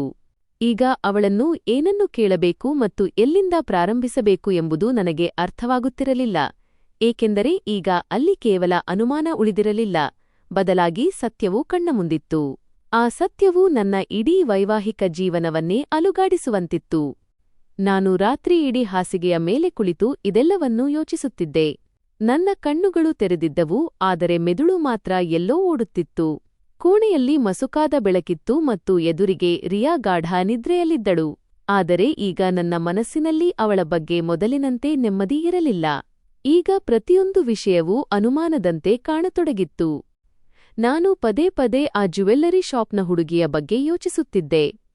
ರಿಯಾಳನ್ನು ನೋಡಿದ ತಕ್ಷಣ ಅವಳ ಮುಖ ಏಕೆ ಬಾಡಿ ಹೋಗಿತ್ತು? ಅವಳು ಯಾಕೆ ಹಠಾತ್ತನೆ ಪ್ರಜ್ಞೆ ತಪ್ಪಿದಳು? ನಾನು ಎಷ್ಟು ಯೋಚಿಸುತ್ತಿದ್ದೆನೋ ಅಷ್ಟು ಗೊಂದಲಕ್ಕೀಡಾಗುತ್ತಿದ್ದೆ. ನನ್ನ ವೈವಾಹಿಕ ಜೀವನದ ಹಿಂದೆ ಯಾವುದೋ ಒಂದು ದೊಡ್ಡ ರಹಸ್ಯ ಅಡಗಿದೆ ಮತ್ತು ಅದನ್ನು ನನ್ನಿಂದ ಉದ್ದೇಶಪೂರ್ವಕವಾಗಿ ಮುಚ್ಚಿಡಲಾಗಿದೆ ಎಂದು ನನಗೆ ಅನ್ನಿಸುತ್ತಿತ್ತು. ನಾನು ಒಮ್ಮೆ ರಿಯಾಳನ್ನು ನೋಡುತ್ತಿದ್ದೆ, ಒಮ್ಮೆ ಛಾವಣಿಯನ್ನು ನೋಡುತ್ತಿದ್ದೆ ಮತ್ತು ನನ್ನದೇ ಪ್ರಶ್ನೆಗಳಲ್ಲಿ ಕಳೆದು ಹೋಗುತ್ತಿದ್ದೆ. ನನಗೆ ಗೊತ್ತಿಲ್ಲದಂತೆಯೇ ಯಾವಾಗ ಕಣ್ಣು ಮುಚ್ಚಿತೋ ತಿಳಿಯಲಿಲ್ಲ. ಬೆಳಗಿನ ಮುಖಾಮುಖಿ. ಬೆಳಿಗ್ಗೆ ಕಣ್ಣು ತೆರೆದಾಗ ಕಿಟಕಿಯ ಪರದೆಯ ಸಂದುಗಳಿಂದ ಬಿಸಿಲು ಒಳಗೆ ಬರುತ್ತಿತ್ತು. ನಾನು ಮಗ್ಗುಲು ಬದಲಿಸಿ ನೋಡಿದಾಗ ರಿಯಾ ಹಾಸಿಗೆಯ ಮೇಲೆ ಇರಲಿಲ್ಲ. ನಾನು ತಕ್ಷಣ ಎದ್ದು ಕುಳಿತೆ ಮತ್ತು ಕೋಣೆಯತ್ತ ಕಣ್ಣು ಹಾಯಿಸಿದೆ. ನಂತರ ಹೊರಗಿನಿಂದ ಪಾತ್ರೆಗಳ ಸಣ್ಣ ಶಬ್ದ ಕೇಳಿಸಿತು. ಅವಳು ಹೊರಗಿರಬಹುದು ಎಂದು ನನಗೆ ಅರ್ಥವಾಯಿತು. ನಾನು ಸುಮ್ಮನೆ ಎದ್ದು ಹೊರಗೆ ಬಂದೆ. ಸ್ವಲ್ಪ ಸಮಯದ ನಂತರ ನಾನು ಕೆಳಗೆ ಹೋಗಿ ನಾಷ್ಟಾ ಪ್ಯಾಕ್ ಮಾಡಿಸಿಕೊಂಡು ಹಿಂದಿರುಗಿದೆ. ಕೋಣೆಗೆ ಬಂದಾಗ ನಾನು ಕಂಡ ದೃಶ್ಯ ನನ್ನನ್ನು ಕ್ಷಣಕಾಲ ಸ್ತಂಭೀಭೂತನನ್ನಾಗಿಸಿತು. ರಿಯಾ ಕನ್ನಡಿಯ ಮುಂದೆ ನಿಂತು ನಿನ್ನೆ ಏನೂ ನಡೆಯದಂತೆ ಬಹಳ ಗಮನವಿಟ್ಟು ಮೇಕಪ್ ಮಾಡಿಕೊಳ್ಳುತ್ತಿದ್ದಳು. ಅವಳ ಎದುರು ಹಲವು ಮೇಕಪ್ ಬಾಕ್ಸ್ಗಳು ತೆರೆದಿದ್ದವು. ಬ್ರಷ್, ಪೌಡರ್, ಕ್ರೀಮ್ ಎಲ್ಲವೂ ಜೋಡಿಸಲ್ಪಟ್ಟಿದ್ದವು. ಅವಳು ತನ್ನ ಮುಖದ ಮೇಲೆ ಒಂದರ ಮೇಲೊಂದು ಪದರಗಳನ್ನು ಹಚ್ಚಿಕೊಳ್ಳುತ್ತಿದ್ದಳು. ನಾನು ಬಾಗಿಲಲ್ಲಿ ನಿಂತು ಅವಳನ್ನು ನೋಡಿದೆ ಮತ್ತು ನಂತರ ಮೆಲ್ಲನೆ ಹೇಳಿದೆ, ನಿನಗೆ ಈಗ ನಿನ್ನ ಮುಖವನ್ನು ಮುಚ್ಚಿಟ್ಟುಕೊಳ್ಳುವ ಅವಶ್ಯಕತೆಯಿಲ್ಲ. ನಾನು ಎಲ್ಲವನ್ನೂ ನೋಡಿದ್ದೇನೆ. ಅವಳು ಒಂದು ಕ್ಷಣ ನಿಂತಳು, ಆದರೆ ನಂತರ ಕೇಳಿದಳು, ನೀವು ಏನನ್ನು ನೋಡಿದ್ದೀರಿ? ನಾನು ಹೇಳಿದೆ, ನಿನ್ನ ಮೇಕಪ್ ಇಳಿದಾಗ ನಿನ್ನ ಅಸಲಿ ಮುಖ ಹೊರಬಂದಿದ್ದನ್ನು ನಾನು ನೋಡಿದ್ದೇನೆ. ನೀನು ಹೇಳಿಕೊಳ್ಳುವಂಥವಳಲ್ಲ. ನಿನಗೆ 25 ವರ್ಷ ವಯಸ್ಸಲ್ಲ. ನೀನು ನನ್ನ ಮುಂದೆ ಸುಳ್ಳು ಹೇಳುತ್ತಿದ್ದೀಯಾ? ಅವಳು ನನ್ನ ಕಡೆ ನೋಡದೆಯೇ ಹೇಳಿದಳು, ಇಲ್ಲ, ಹಾಗಿಲ್ಲ. ನನ್ನ ಚರ್ಮ ಸ್ವಲ್ಪ ಹಾಳಾಗಿದೆ, ಅದಕ್ಕೆ ಮೇಕಪ್ ಮಾಡಬೇಕಾಗಿದೆ ಅಷ್ಟೇ. ನಾನು ಕೇಳಿದೆ, ಚರ್ಮ ಹಾಳಾಗಿದ್ದರೆ ಇಷ್ಟೊಂದು ಮೇಕಪ್ ಏಕೆ ಮಾಡುತ್ತೀಯಾ? ನಿಜ ಹೇಳು, ನಿನ್ನ ಅಸಲಿ ವಯಸ್ಸು ಎಷ್ಟು ಮತ್ತು ನೀನು ನನ್ನಿಂದ ಏನನ್ನು ಮುಚ್ಚಿಡುತ್ತಿದ್ದೀಯಾ? ಅವಳು ಮತ್ತೆ ಶಾಂತವಾಗಿ ಹೇಳಿದಳು, ನನ್ನ ವಯಸ್ಸು ನಿಮಗೆ ಏನು ಹೇಳಲಾಗಿದೆಯೋ ಅಷ್ಟೇ ಮತ್ತು ನಾನು ನಿಮ್ಮಿಂದ ಏನನ್ನೂ ಮುಚ್ಚಿಟ್ಟಿಲ್ಲ. ಇಷ್ಟು ಹೇಳಿ ಅವಳು ಮತ್ತೆ ತನ್ನ ಮುಖದ ಮೇಲೆ ಬ್ರಷ್ ಆಡಿಸಲು ಶುರುಮಾಡಿದಳು, ನನ್ನ ಪ್ರಶ್ನೆಗಳಿಗೆ ಯಾವುದೇ ಬೆಲೆಯಿಲ್ಲ ಎಂಬಂತೆ. ಅವಳ ಈ ನಡವಳಿಕೆಯಿಂದ ನನಗೆ ಕೋಪವೂ ಬಂತು ಮತ್ತು ದುಃಖವೂ ಆಯಿತು. ನಾನು ಮತ್ತೆ ಕೇಳಿದೆ, ಮತ್ತು ನಿನ್ನೆ ಜ್ಯುವೆಲ್ಲರಿ ಶಾಪ್ನಲ್ಲಿ ಆ ಹುಡುಗಿಯನ್ನು ನೋಡಿ ನೀನು ಏಕೆ ಅಷ್ಟು ಹೆದರಿದ್ದೆ? ಅವಳು ಯಾರು? ನಿನಗೆ ಅವಳು ಮೊದಲೇ ಗೊತ್ತಾ? ಈ ಬಾರಿ ಅವಳು ನನ್ನ ಕಡೆ ತಿರುಗಿ ನೋಡಿದಳು ಮತ್ತು ಹೇಳಿದಳು, ಇಲ್ಲ, ನನಗೆ ಅವಳು ಗೊತ್ತಿಲ್ಲ. ನನಗೆ ಸುಸ್ತು ಅನಿಸುತ್ತಿತ್ತು ಅಷ್ಟೇ, ಅದಕ್ಕೆ ತಲೆಸುತ್ತು ಬಂದಿತ್ತು. ನಾನು ಅವಳ ಕಣ್ಣುಗಳಲ್ಲಿ ನೋಡಿದೆ, ಆದರೆ ಅಲ್ಲಿ ನನಗೆ ಸತ್ಯ ಕಾಣಲಿಲ್ಲ, ಕೇವಲ ತಪ್ಪಿಸಿಕೊಳ್ಳುವ ಪ್ರಯತ್ನ ಕಾಣುತ್ತಿತ್ತು. ರಹಸ್ಯದ ಬೆನ್ನತ್ತಿ. ನಾನು ಸ್ವಲ್ಪ ಸಮಯ ಅವಳನ್ನು ನೋಡುತ್ತಾ ನಿಂತೆ. ನಂತರ ಏನೂ ಹೇಳದೆ ಹೊರಗೆ ಬಂದೆ. ನಾನು ಕೆಲಸದಲ್ಲಿ ಮಗ್ನನಾಗಲು ಪ್ರಯತ್ನಿಸಿದೆ. ದಿನಪತ್ರಿಕೆ ಓದಿದೆ, ಮೊಬೈಲ್ ನೋಡಿದೆ, ಕೆಲವು ಫೈಲ್ಗಳನ್ನು ಎತ್ತಿಕೊಂಡೆ. ಆದರೆ ಮೆದುಳು ಪದೇ ಪದೇ ಅದೇ ವಿಷಯಕ್ಕೆ ಮರಳುತ್ತಿತ್ತು. ಆ ಹುಡುಗಿ ನನ್ನನ್ನು ನೋಡಿ ಏಕೆ ಅಷ್ಟು ಹೆದರಿದ್ದಳು? ಮತ್ತು ನನ್ನ ಮಾತು ಶುರುವಾಗುವ ಮೊದಲೇ ನನ್ನ ಹೆಂಡತಿಯೊಂದಿಗೆ ಅವಳಿಗೆ ಯಾವುದೇ ಸಂಬಂಧವಿಲ್ಲ ಎಂದು ಅವಳು ಏಕೆ ಹೇಳಿದಳು? ಮಧ್ಯಾಹ್ನದ ಹೊತ್ತಿಗೆ ನನಗೆ ಚಡಪಡಿಕೆ ಶುರುವಾಯಿತು. ಅಂತಿಮವಾಗಿ ನಾನು ನಿರ್ಧರಿಸಿದೆ, ಇಂದು ಆಫೀಸ್ ಮುಗಿಸಿ ಹಿಂದಿರುಗುವಾಗ ಆ ಶಾಪ್ಗೆ ಖಂಡಿತ ಹೋಗುತ್ತೇನೆ ಮತ್ತು ಸತ್ಯ ತಿಳಿಯದೆ ಹಿಂತಿರುಗುವುದಿಲ್ಲ ಎಂದು. ಸಂಜೆ ಆಫೀಸ್ ಮುಗಿಸಿ ನಾನು ನೇರವಾಗಿ ಅದೇ ಮಾರುಕಟ್ಟೆಗೆ ತಲುಪಿದೆ. ಅಲ್ಲಿ ದೀಪಗಳ ಬೆಳಕು ಜಗಮಗಿಸುತ್ತಿತ್ತು, ಅಂಗಡಿಗಳಲ್ಲಿ ಜನಜಂಗುಳಿ ಇತ್ತು. ಆದರೆ ನನ್ನ ಹೆಜ್ಜೆಗಳು ನೇರವಾಗಿ ಅದೇ ಜ್ಯುವೆಲ್ಲರಿ ಶಾಪ್ ಕಡೆಗೆ ಸಾಗುತ್ತಿದ್ದವು. ನಾನು ಒಳಗೆ ಹೋದ ತಕ್ಷಣ ಆ ಹುಡುಗಿಯ ಮೇಲೆ ನನ್ನ ದೃಷ್ಟಿ ಬಿತ್ತು. ಅವಳು ಕೌಂಟರ್ ಹಿಂದೆ ನಿಂತಿದ್ದಳು. ಅವಳು ನನ್ನನ್ನು ನೋಡಿದ ತಕ್ಷಣ ಅವಳ ಮುಖ ಪೂರ್ತಿ ಬಿಳಿಚಿಕೊಂಡಿತು. ಯಾವುದೋ ಕೆಟ್ಟ ಕನಸು ನೆನಪಾದಂತೆ ಅವಳು ಗಾಬರಿಯಾದಳು. ನಾನು ಮೆಲ್ಲನೆ ಅವಳ ಹತ್ತಿರ ಹೋದಾಗ ಅವಳು ತಕ್ಷಣ ಹೇಳಿದಳು, ನೋಡಿ, ನೀವು ಇಲ್ಲಿಂದ ಹೊರಟು ಹೋಗಿ. ನಿಮ್ಮ ಹೆಂಡತಿಯೊಂದಿಗೆ ನನಗೆ ಯಾವುದೇ ಸಂಬಂಧವಿಲ್ಲ. ಅವಳ ಮಾತನ್ನು ಕೇಳಿ ನಾನು ದಂಗಾದೆ, ಏಕೆಂದರೆ ನಾನು ಇನ್ನೂ ಏನನ್ನೂ ಹೇಳಿರಲಿಲ್ಲ. ನಾನು ಶಾಂತವಾಗಿ ಹೇಳಿದೆ, ನಾನು ಇಲ್ಲಿ ಜಗಳವಾಡಲು ಬಂದಿಲ್ಲ. ನಿನ್ನೆ ನನ್ನ ಹೆಂಡತಿ ನೋಡುತ್ತಿದ್ದ ಅದೇ ಸೆಟ್ ತೆಗೆದುಕೊಳ್ಳಲು ಬಂದಿದ್ದೇನೆ. ಆದರೆ ಮೊದಲು ನೀನು ಹೇಳು, ನನ್ನನ್ನು ನೋಡಿದ ತಕ್ಷಣ ನೀನು ಏಕೆ ಹೆದರುತ್ತಿದ್ದೀಯಾ? ಮತ್ತು ನನ್ನ ಹೆಂಡತಿಯ ಹೆಸರು ಕೇಳಿದ ತಕ್ಷಣ ನೀನು ಏಕೆ ಹೀಗೆ ವರ್ತಿಸುತ್ತಿದ್ದೀಯಾ? ಅವಳು ಸ್ವಲ್ಪ ಸಮಯ ಸುಮ್ಮನಿದ್ದಳು. ನಂತರ ಮೆಲ್ಲನೆ ಹೇಳಿದಳು, ನೀವು ಇಲ್ಲಿಂದ ಹೋಗುವುದು ನಿಮಗೆ ಒಳ್ಳೆಯದು. ನಾನು ಗಟ್ಟಿಯಾಗಿ ಹೇಳಿದೆ, ಇಲ್ಲ, ಈಗ ನೀನು ಸತ್ಯ ಹೇಳಲೇಬೇಕು, ಇಲ್ಲದಿದ್ದರೆ ನಾನು ಪ್ರತಿದಿನ ಬರುತ್ತೇನೆ ಎಂದೆ. ಅವಳು ಆಚೆ ಈಚೆ ನೋಡಿದಳು, ನಂತರ ನನ್ನನ್ನು ಅಂಗಡಿಯ ಒಂದು ಮೂಲೆಗೆ ಕರೆದುಕೊಂಡು ಹೋದಳು. ಅಲ್ಲಿ ಸ್ವಲ್ಪ ಶಾಂತಿಯಿತ್ತು. ಅವಳ ಕಣ್ಣುಗಳು ತುಂಬಿ ಬಂದಿದ್ದವು. ಅವಳು ಮಂದ ಧ್ವನಿಯಲ್ಲಿ ಹೇಳಿದಳು, ಒಂದು ವೇಳೆ ನಿಮಗೆ ಸತ್ಯ ತಿಳಿದು ಹೋದರೆ ಬಹಳಷ್ಟು ಜನರ ಜೀವನ ನಾಶವಾಗಿ ಹೋಗುತ್ತದೆ. ನಾನು ಹೇಳಿದೆ, ನನ್ನ ಜೀವನ ಈಗಾಗಲೇ ಗೊಂದಲದಲ್ಲಿ ಸಿಲುಕಿದೆ. ಈಗ ಸತ್ಯವನ್ನು ತಿಳಿಯುವುದು ಅನಿವಾರ್ಯವಾಗಿದೆ. ಅವಳು ನಡುಗುವ ಧ್ವನಿಯಲ್ಲಿ ಹೇಳಿದಳು, ಯಾರು ನಿಮ್ಮ ಹೆಂಡತಿಯೋ? ಅವರು ನನ್ನ ಹೆತ್ತ ತಾಯಿ. ಅವಳ ಮಾತನ್ನು ಕೇಳಿದ ತಕ್ಷಣ ಯಾರೋ ನನ್ನ ಕಿವಿಯಲ್ಲಿ ಜೋರಾಗಿ ಸ್ಫೋಟ ಮಾಡಿದಂತೆ ಭಾಸವಾಯಿತು. ನಾನು ಕೆಲವು ಕ್ಷಣ ಅವಳನ್ನೇ ದಿಟ್ಟಿಸಿ ನೋಡುತ್ತಾ ನಿಂತುಬಿಟ್ಟೆ. ಬಹುಶಃ ನಾನು ಕೇಳಿಸಿಕೊಂಡಿದ್ದು ತಪ್ಪಿರಬಹುದು ಎಂದು ನನಗನ್ನಿಸಿತು. ನಾನು ಕೇಳಿದೆ, ಏನು? ಏನು ಹೇಳಿದೆ ನೀನು? ಅವಳು ಕಣ್ಣೀರು ಒರೆಸಿಕೊಳ್ಳುತ್ತಾ ಹೇಳಿದಳು, ಹೌದು, ಅವರು ನನ್ನ ತಾಯಿ, ನನ್ನ ಅಸಲಿ ತಾಯಿ. ಅವರಿಗೆ ಬಹಳ ಚಿಕ್ಕ ವಯಸ್ಸಿನಲ್ಲಿ ಮದುವೆಯಾಗಿತ್ತು. ನಮ್ಮ ತಂದೆ ತುಂಬಾ ಕೆಟ್ಟ ಮನುಷ್ಯರಾಗಿದ್ದರು. ಅವರು ಕುಡಿಯುತ್ತಿದ್ದರು, ಅಮ್ಮನನ್ನು ಹೊಡೆಯುತ್ತಿದ್ದರು, ಮನೆಯಲ್ಲಿ ಪ್ರತಿದಿನ ಜಗಳ ನಡೆಯುತ್ತಿತ್ತು. ನಾವು ತುಂಬಾ ಚಿಕ್ಕವರಿದ್ದೆವು, ಆದರೆ ಎಲ್ಲವನ್ನೂ ನೋಡುತ್ತಿದ್ದೆವು. ನಂತರ ಒಂದು ದಿನ ತಂದೆ ತೀರಿಹೋದರು. ಈಗ ಅಮ್ಮ ನಮ್ಮನ್ನು ಸಾಕಿ ಸಲಹುತ್ತಾರೆ ಎಂದು ನಾವು ಭಾವಿಸಿದೆವು. ಆದರೆ ಸ್ವಲ್ಪ ಸಮಯದ ನಂತರ ಅವರು ನಮ್ಮನ್ನು ಬಿಟ್ಟು ಹೊರಟು ಹೋದರು. ನನ್ನನ್ನು ಮತ್ತು ನನ್ನ ಇಬ್ಬರು ಪುಟ್ಟ ತಮ್ಮ ತಂಗಿಯರನ್ನು ಒಂಟಿಯಾಗಿ ಬಿಟ್ಟು ಹೋಗಿಬಿಟ್ಟರು. ನಾನು ಆ ಸಮಯದಲ್ಲಿ ತುಂಬಾ ಚಿಕ್ಕವಳಿದ್ದೆ. ಆದರೆ ಅಂದಿನಿಂದ ನಾನು ಮಗುವಾಗಿ ಉಳಿಯಲಿಲ್ಲ. ನಾನು ಅವರನ್ನು ಬಹಳ ಹುಡುಕಿದೆ, ಸಂಬಂಧಿಕರನ್ನು ಕೇಳಿದೆ, ಬೀದಿ ಬೀದಿಗಳಲ್ಲಿ ಹುಡುಕಾಡಿದೆ, ಆದರೆ ಅವರು ಎಲ್ಲಿಯೂ ಸಿಗಲಿಲ್ಲ. ನನ್ನ ತಮ್ಮ ತಂಗಿಯರನ್ನು ಸಾಕುವುದು ಹೇಗೆ? ಅದಕ್ಕಾಗಿ ನಾನು ಕೆಲಸ ಮಾಡಲು ಶುರುಮಾಡಿದೆ. ಮನೆ ಮನೆಗೆ ಹೋಗಿ ಪಾತ್ರೆ ತೊಳೆದೆ. ನಂತರ ಇಲ್ಲಿ ಕೆಲಸ ಸಿಕ್ಕಿತು. ಅಂದಿನಿಂದ ನಾನು ಇಲ್ಲೇ ಕೆಲಸ ಮಾಡುತ್ತಿದ್ದೇನೆ. ನಿನ್ನೆ ಅವರು ನಿಮ್ಮ ಜೊತೆ ಬಂದಾಗ ನಾನು ಅವರನ್ನು ನೋಡಿದ ತಕ್ಷಣ ಗುರುತಿಸಿದೆ, ಏಕೆಂದರೆ ತಾಯಿಯ ಮುಖ ಬದಲಾಗಬಹುದು, ಆದರೆ ಕಣ್ಣುಗಳು ಬದಲಾಗುವುದಿಲ್ಲ. ನಾನು ಸ್ತಬ್ಧನಾಗಿ ನಿಂತಿದ್ದೆ. ನನ್ನ ಉಸಿರಾಟ ಭಾರವಾಯಿತು. ನಾನು ಯಾರನ್ನೂ ನನ್ನ ಹೊಸ ವಧು ಎಂದು ಭಾವಿಸಿ ಮನೆಗೆ ಕರೆತಂದಿದ್ದೆನೋ, ಅವರು ಈಗಾಗಲೇ ಯಾರೋ ಒಬ್ಬರ ತಾಯಿ ಮತ್ತು ನನ್ನ ಹತ್ತಿರ ವಯಸ್ಸನ್ನು ಮುಚ್ಚಿಟ್ಟು ನನ್ನೊಂದಿಗೆ ವಾಸಿಸುತ್ತಿದ್ದಾರೆ ಎಂಬುದನ್ನು ನನಗೆ ಊಹಿಸಲು ಸಾಧ್ಯವಾಗಲಿಲ್ಲ. ನಾನು ನಡುಗುವ ಧ್ವನಿಯಲ್ಲಿ ಕೇಳಿದೆ, ಅವರು ನಿನ್ನ ತಾಯಿಯಾಗಿದ್ದರೆ ಅವರು ತಮ್ಮನ್ನು ತಾವು ಯುವತಿ ಎಂದು ಏಕೆ ಹೇಳಿಕೊಂಡರು? ಅವಳು ಕಹಿಯಾದ ನಗೆಯೊಂದಿಗೆ ಹೇಳಿದಳು, ಏಕೆಂದರೆ ಅವರಿಗೆ ಯಾವಾಗಲೂ ಹೊಸ ಜೀವನ ಬೇಕಿತ್ತು. ಅವರು ಪ್ರತಿ ಬಾರಿಯೂ ಹಳೆಯ ಸತ್ಯವನ್ನು ಬಿಟ್ಟುಬಿಡುತ್ತಾರೆ. ಅವರು ನಮ್ಮನ್ನು ಬಿಟ್ಟರು, ನಂತರ ತಮ್ಮ ಹೆಸರು ಬದಲಿಸಿದರು, ವಯಸ್ಸು ಬದಲಿಸಿದರು, ಮುಖ ಬದಲಿಸಿದರು ಮತ್ತು ಬಹುಶಃ ಇಡೀ ಜೀವನವನ್ನೇ ಬದಲಿಸಿಕೊಂಡರು. ನನಗೆ ಇನ್ನೂ ಕೂಡ ಏನೂ ಅರ್ಥವಾಗುತ್ತಿರಲಿಲ್ಲ. ನನ್ನ ಪಾದಗಳ ಕೆಳಗಿನ ಭೂಮಿ ಕುಸಿದಂತೆ ಭಾಸವಾಯಿತು. ಅಂಗಡಿಯ ಬೆಳಕು ಮಂಜಾಗಿ ಕಾಣಿಸುತ್ತಿತ್ತು. ಶಬ್ದಗಳು ಎಲ್ಲಿಂದಲೋ ದೂರದಿಂದ ಬರುತ್ತಿವೆ ಎಂದು ಅನಿಸುತ್ತಿತ್ತು. ನಾನು ಗೋಡೆಯ ಆಸರೆ ಪಡೆದು ಕೇವಲ ಇಷ್ಟೇ ಹೇಳಿದೆ, ನಿನ್ನ ಹತ್ತಿರ ಇದಕ್ಕೆ ಏನಾದರೂ ಪುರಾವೆ, ಎವಿಡೆನ್ಸ್ ಇದೆಯೇ? ಅವಳು ತನ್ನ ಬ್ಯಾಗ್ನಿಂದ ಒಂದು ಹಳೆಯ ಫೋಟೋ ತೆಗೆದಳು. ಅದರಲ್ಲಿ ಅದೇ ಮುಖವಿತ್ತು, ಕೇವಲ ಮೇಕಪ್ ಇಲ್ಲದೆ ಮತ್ತು ವಯಸ್ಸಿನ ಗುರುತುಗಳೊಂದಿಗೆ. ಅವಳ ಜೊತೆ 3 ಜನ ಪುಟ್ಟ ಮಕ್ಕಳು ನಿಂತಿದ್ದರು. ನನ್ನ ಬೆರಳುಗಳು ನಡುಗತೊಡಗಿದವು. ನಿನ್ನೆ ಅವಳನ್ನು ಕಂಡ ತಕ್ಷಣ ರಿಯಾ ಏಕೆ ಗಾಬರಿಯಾದಳು ಎಂಬುದು ಈಗ ನನಗೆ ಅರ್ಥವಾಯಿತು, ಏಕೆಂದರೆ ಅವಳ ಗತಕಾಲವೂ ಇದ್ದಕ್ಕಿದ್ದಂತೆ ಅವಳ ಎದುರು ಬಂದು ನಿಂತಿತ್ತು. ನಾನು ಅಲ್ಲಿ ಸಂಪೂರ್ಣವಾಗಿ ಒಡೆದು ಹೋಗಿ ಆಶ್ಚರ್ಯಚಕಿತನಾಗಿ ನಿಂತಿದ್ದೆ. ನನ್ನ ಪಾದಗಳ ಕೆಳಗಿನ ನೆಲ ಕುಸಿದಂತೆ ಭಾಸವಾಗುತ್ತಿತ್ತು. ನಾನು ಕೆಲವು ಕ್ಷಣ ಅಲ್ಲೇ ನಿಂತೆ. ನಂತರ ನಿಧಾನವಾಗಿ ನನ್ನ ಫೋನ್ ತೆಗೆದು ಆ ಹುಡುಗಿಯ ಕಡೆಗೆ ಚಾಚಿದೆ.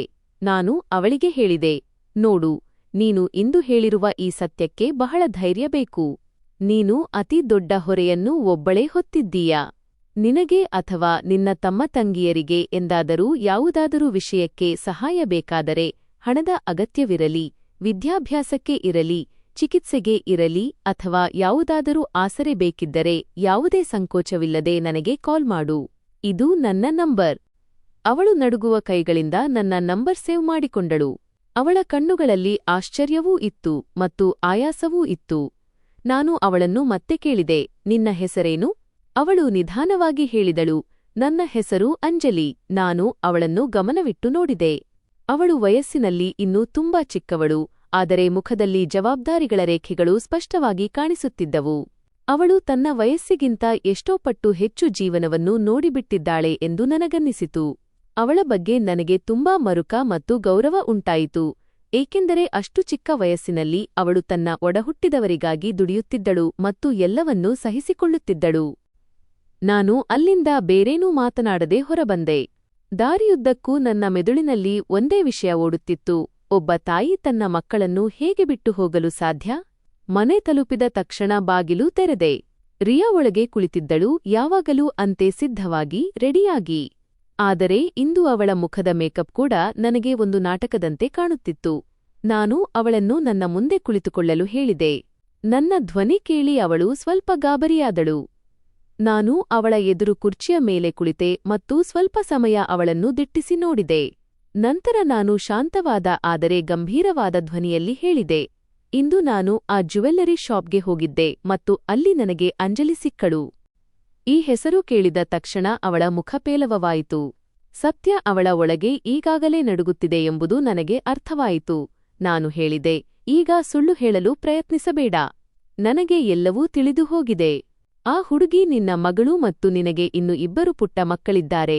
ಅವರನ್ನು ನೀನು ವರ್ಷಗಳ ಹಿಂದೆ ಬಿಟ್ಟು ಬಂದಿದ್ದೀಯಾ. ರಿಯಾ ಅಳುತ್ತಾ ಹೇಳಿದಳು, ಕೇಳಿ ನನ್ನ ಮಾತನ್ನು. ನಾನು ಅಸಹಾಯಕಳಾಗಿದ್ದೆ. ನಾನು ಹೇಳಿದೆ, ಅಸಹಾಯಕಳಾಗಿದ್ದೆಯೋ ಅಥವಾ ಸ್ವಾರ್ಥಿಯಾಗಿದ್ದೆಯೋ? ನೀನು ಮೊದಲು ವಿವಾಹಿತೆಯಾಗಿದ್ದೆ ಎಂಬ ವಿಷಯದಿಂದ ನನಗೆ ಯಾವುದೇ ತೊಂದರೆಯಿಲ್ಲ. ನೀನು ನಿನ್ನ ವಯಸ್ಸನ್ನು ಮುಚ್ಚಿಟ್ಟೆ ಎಂಬ ಬಗ್ಗೆಯೂ ನನಗೆ ಅಭ್ಯಂತರವಿಲ್ಲ. ಆದರೆ ನಿನ್ನ 3 ಮಕ್ಕಳನ್ನು ಏಕಾಂಗಿಯಾಗಿ ಸಾಯಲು ಬಿಟ್ಟು ಬಂದೆಯಲ್ಲ, ಆ ವಿಷಯವನ್ನು ನಾನು ಎಂದಿಗೂ ಕ್ಷಮಿಸಲು ಸಾಧ್ಯವಿಲ್ಲ. ಒಬ್ಬ ತಾಯಿಯಾಗಿ ನೀನು ಇಷ್ಟೊಂದು ಕಲ್ಲೆದೆಯವಳು ಹೇಗಾದೆ? ನಿನಗೆ ಒಂದು ಬಾರಿಯೂ ಅವರ ನೆನಪು ಬರಲಿಲ್ಲವೇ? ಇಂದು ನಿನ್ನ ಮಕ್ಕಳು ಯಾವ ಸ್ಥಿತಿಯಲ್ಲಿ ಬದುಕುತ್ತಿದ್ದಾರೆ ಎಂಬುದು ನಿನಗೆ ತಿಳಿದಿದೆಯೇ? ಹಿರಿಯ ಮಗಳು ಕೆಲಸ ಮಾಡಿ ತನ್ನ ಪುಟ್ಟ ತಮ್ಮ ತಂಗಿಯರ ಹೊಟ್ಟೆ ತುಂಬಿಸುತ್ತಿದ್ದಾಳೆ. ಆದರೆ ನೀನು ಇಲ್ಲಿ ಮೇಕಪ್ ಮಾಡಿಕೊಂಡು ಸುಳ್ಳಿನ ಜೀವನ ನಡೆಸುತ್ತಿದ್ದೀಯಾ? ಅವಳು ನನ್ನ ಪಾದಗಳ ಬಳಿ ಕುಳಿತು ಅಳುತ್ತಾ, ನನ್ನನ್ನು ಕ್ಷಮಿಸಿಬಿಡಿ, ನನ್ನಿಂದ ತಪ್ಪಾಗಿ ಹೋಯಿತು. ನಾನು ಹೆದರಿದ್ದೆ, ನಾನು ಕುಸಿದು ಹೋಗಿದ್ದೆ, ನನಗೆ ಏನು ಮಾಡಬೇಕೆಂದು ತೋಚಲಿಲ್ಲ ಎಂದಳು. ನಾನು ಹೇಳಿದೆ, ಇಲ್ಲ ರಿಯಾ, ತಪ್ಪು ಎಂದರೆ ತಿಳಿಯದೆಯೇ ನಡೆಯುವುದು. ನೀನು ಮಾಡಿದ್ದು ಒಂದು ನಿರ್ಧಾರ, ಅದು ಕೂಡ ಅತ್ಯಂತ ಸ್ವಾರ್ಥಪರ ನಿರ್ಧಾರ. ಯಾರು ತಮ್ಮ ಮಕ್ಕಳಿಗೆ ಆಗಲಾರರೋ ಅವರು ಇನ್ಯಾರಿಗೂ ಆಗಲು ಸಾಧ್ಯವಿಲ್ಲ. ನಿನ್ನ ಜೊತೆ ಈಗ ನಾನು ಒಂದು ಕ್ಷಣವೂ ಬದುಕಲು ಇಷ್ಟಪಡುವುದಿಲ್ಲ. ನನಗೆ ನಿನ್ನಿಂದ ವಿಚ್ಛೇದನ, ಡಿವೋರ್ಸ್ ಬೇಕು. ಅವಳು ಜೋರಾಗಿ ಅಳತೊಡಗಿದಳು. ಆದರೆ ನನ್ನ ಹೃದಯದಲ್ಲಿ ಈಗ ಯಾವುದೇ ಮೃದುತ್ವ ಉಳಿದಿರಲಿಲ್ಲ. ನಾನು ತಕ್ಷಣವೇ ನನ್ನ ವಕೀಲರಿಗೆ ಫೋನ್ ಮಾಡಿ, ಈಗಲೇ ಮನೆಗೆ ಬನ್ನಿ, ತುರ್ತು ಕೆಲಸವಿದೆ ಎಂದೆ. ಸ್ವಲ್ಪ ಸಮಯದ ನಂತರ ವಕೀಲರು ಬಂದರು. ಎಲ್ಲಾ ದಾಖಲೆಗಳೂ ಸಿದ್ಧವಾದವು. ನಾನು ಯಾವುದೇ ಹಿಂಜರಿಕೆಯಿಲ್ಲದೆ ಸಹಿ ಹಾಕಿದೆ. ರಿಯಾ ನಡುಗುತ್ತಿದ್ದಳು, ಆದರೆ ಕೊನೆಗೆ ಅವಳು ಕೂಡ ಸಹಿ ಮಾಡಲೇಬೇಕಾಯಿತು. ನಾನು ಬಯಸಿದ್ದರೆ ಅವಳಿಗೆ ಸಮಯ ನೀಡಬಹುದಿತ್ತು, ಆದರೆ ನನ್ನೊಳಗೆ ಅವಳಿಗಾಗಿ ಈಗ ಏನೂ ಉಳಿದಿರಲಿಲ್ಲ. ದಾಖಲೆಗಳ ಕೆಲಸ ಮುಗಿದ ನಂತರ ನಾನು ಅವಳ ಸಾಮಾನುಗಳನ್ನು ಪ್ಯಾಕ್ ಮಾಡಿಸಿದೆ ಮತ್ತು ಈಗಲೇ ಈ ಮನೆಯಿಂದ ಹೊರಟು ಹೋಗು ಎಂದು ಸ್ಪಷ್ಟವಾಗಿ ಹೇಳಿದೆ. ಅವಳು ಹೋಗುವಾಗ ಒಂದು ಬಾರಿ ನನ್ನ ಕಡೆ ನೋಡಿದಳು. ಬಹುಶಃ ನಾನು ತಡೆಯಬಹುದು ಎಂಬ ನಿರೀಕ್ಷೆ ಅವಳಲ್ಲಿತ್ತೇನೋ. ಆದರೆ ನಾನು ಮೌನವಾಗಿ ನಿಂತಿದ್ದೆ. ಅವಳು ಹೋದಳು ಮತ್ತು ಬಾಗಿಲು ಮುಚ್ಚಿಕೊಂಡಿತು. ಮನೆಯಲ್ಲಿ ಮತ್ತೆ ಮೌನ ಆವರಿಸಿತು. ನಾನು ಮತ್ತೆ ಒಬ್ಬಂಟಿಯಾದೆ. ಆದರೆ ಈ ಬಾರಿಯ ಒಂಟಿತನ ಮೊದಲಿನಂತೆ ಇರಲಿಲ್ಲ. ಈ ಬಾರಿ ನನ್ನೊಳಗೆ ನೋವು ಇತ್ತು ಮತ್ತು ಕೋಪವೂ ಇತ್ತು. ಹಲವು ದಿನಗಳವರೆಗೆ ನನಗೆ ಸರಿಯಾಗಿ ನಿದ್ದೆಯೂ ಬರಲಿಲ್ಲ. ಪದೇ ಪದೇ ಆ ಮಕ್ಕಳ ಮುಖಗಳು ನೆನಪಾಗುತ್ತಿದ್ದವು, ಅದರಲ್ಲೂ ವಿಶೇಷವಾಗಿ ಅಂಜಲಿಯ ಮುಖ, ಯಾವುದೇ ದೂರು ನೀಡದೆ ಎಲ್ಲವನ್ನೂ ಸಹಿಸಿಕೊಂಡಿದ್ದ ಆ ಮುಖ. ಕೊನೆಗೆ ನಾನು ನಿರ್ಧರಿಸಿದೆ, ನಡೆದು ಹೋದದ್ದನ್ನು ಬದಲಿಸಲು ಸಾಧ್ಯವಿಲ್ಲ, ಆದರೆ ಮುಂದೆ ಏನಾದರೂ ಒಳ್ಳೆಯದನ್ನು ಮಾಡಬಹುದು. ನಾನು ಮತ್ತೆ ಅಂಜಲಿಯನ್ನು ಭೇಟಿಯಾದೆ. ಅವಳೊಂದಿಗೆ ಸುದೀರ್ಘವಾಗಿ ಮಾತನಾಡಿದೆ. ಅವಳ ಪುಟ್ಟ ತಮ್ಮ ತಂಗಿಯರನ್ನೂ ಭೇಟಿಯಾದೆ. ಇಬ್ಬರೂ ಮಕ್ಕಳು ಬಹಳ ಮುಗ್ಧರಾಗಿದ್ದರು, ಹೆದರಿದ್ದರು, ಆದರೆ ತಿಳುವಳಿಕೆಯುಳ್ಳವರಾಗಿದ್ದರು.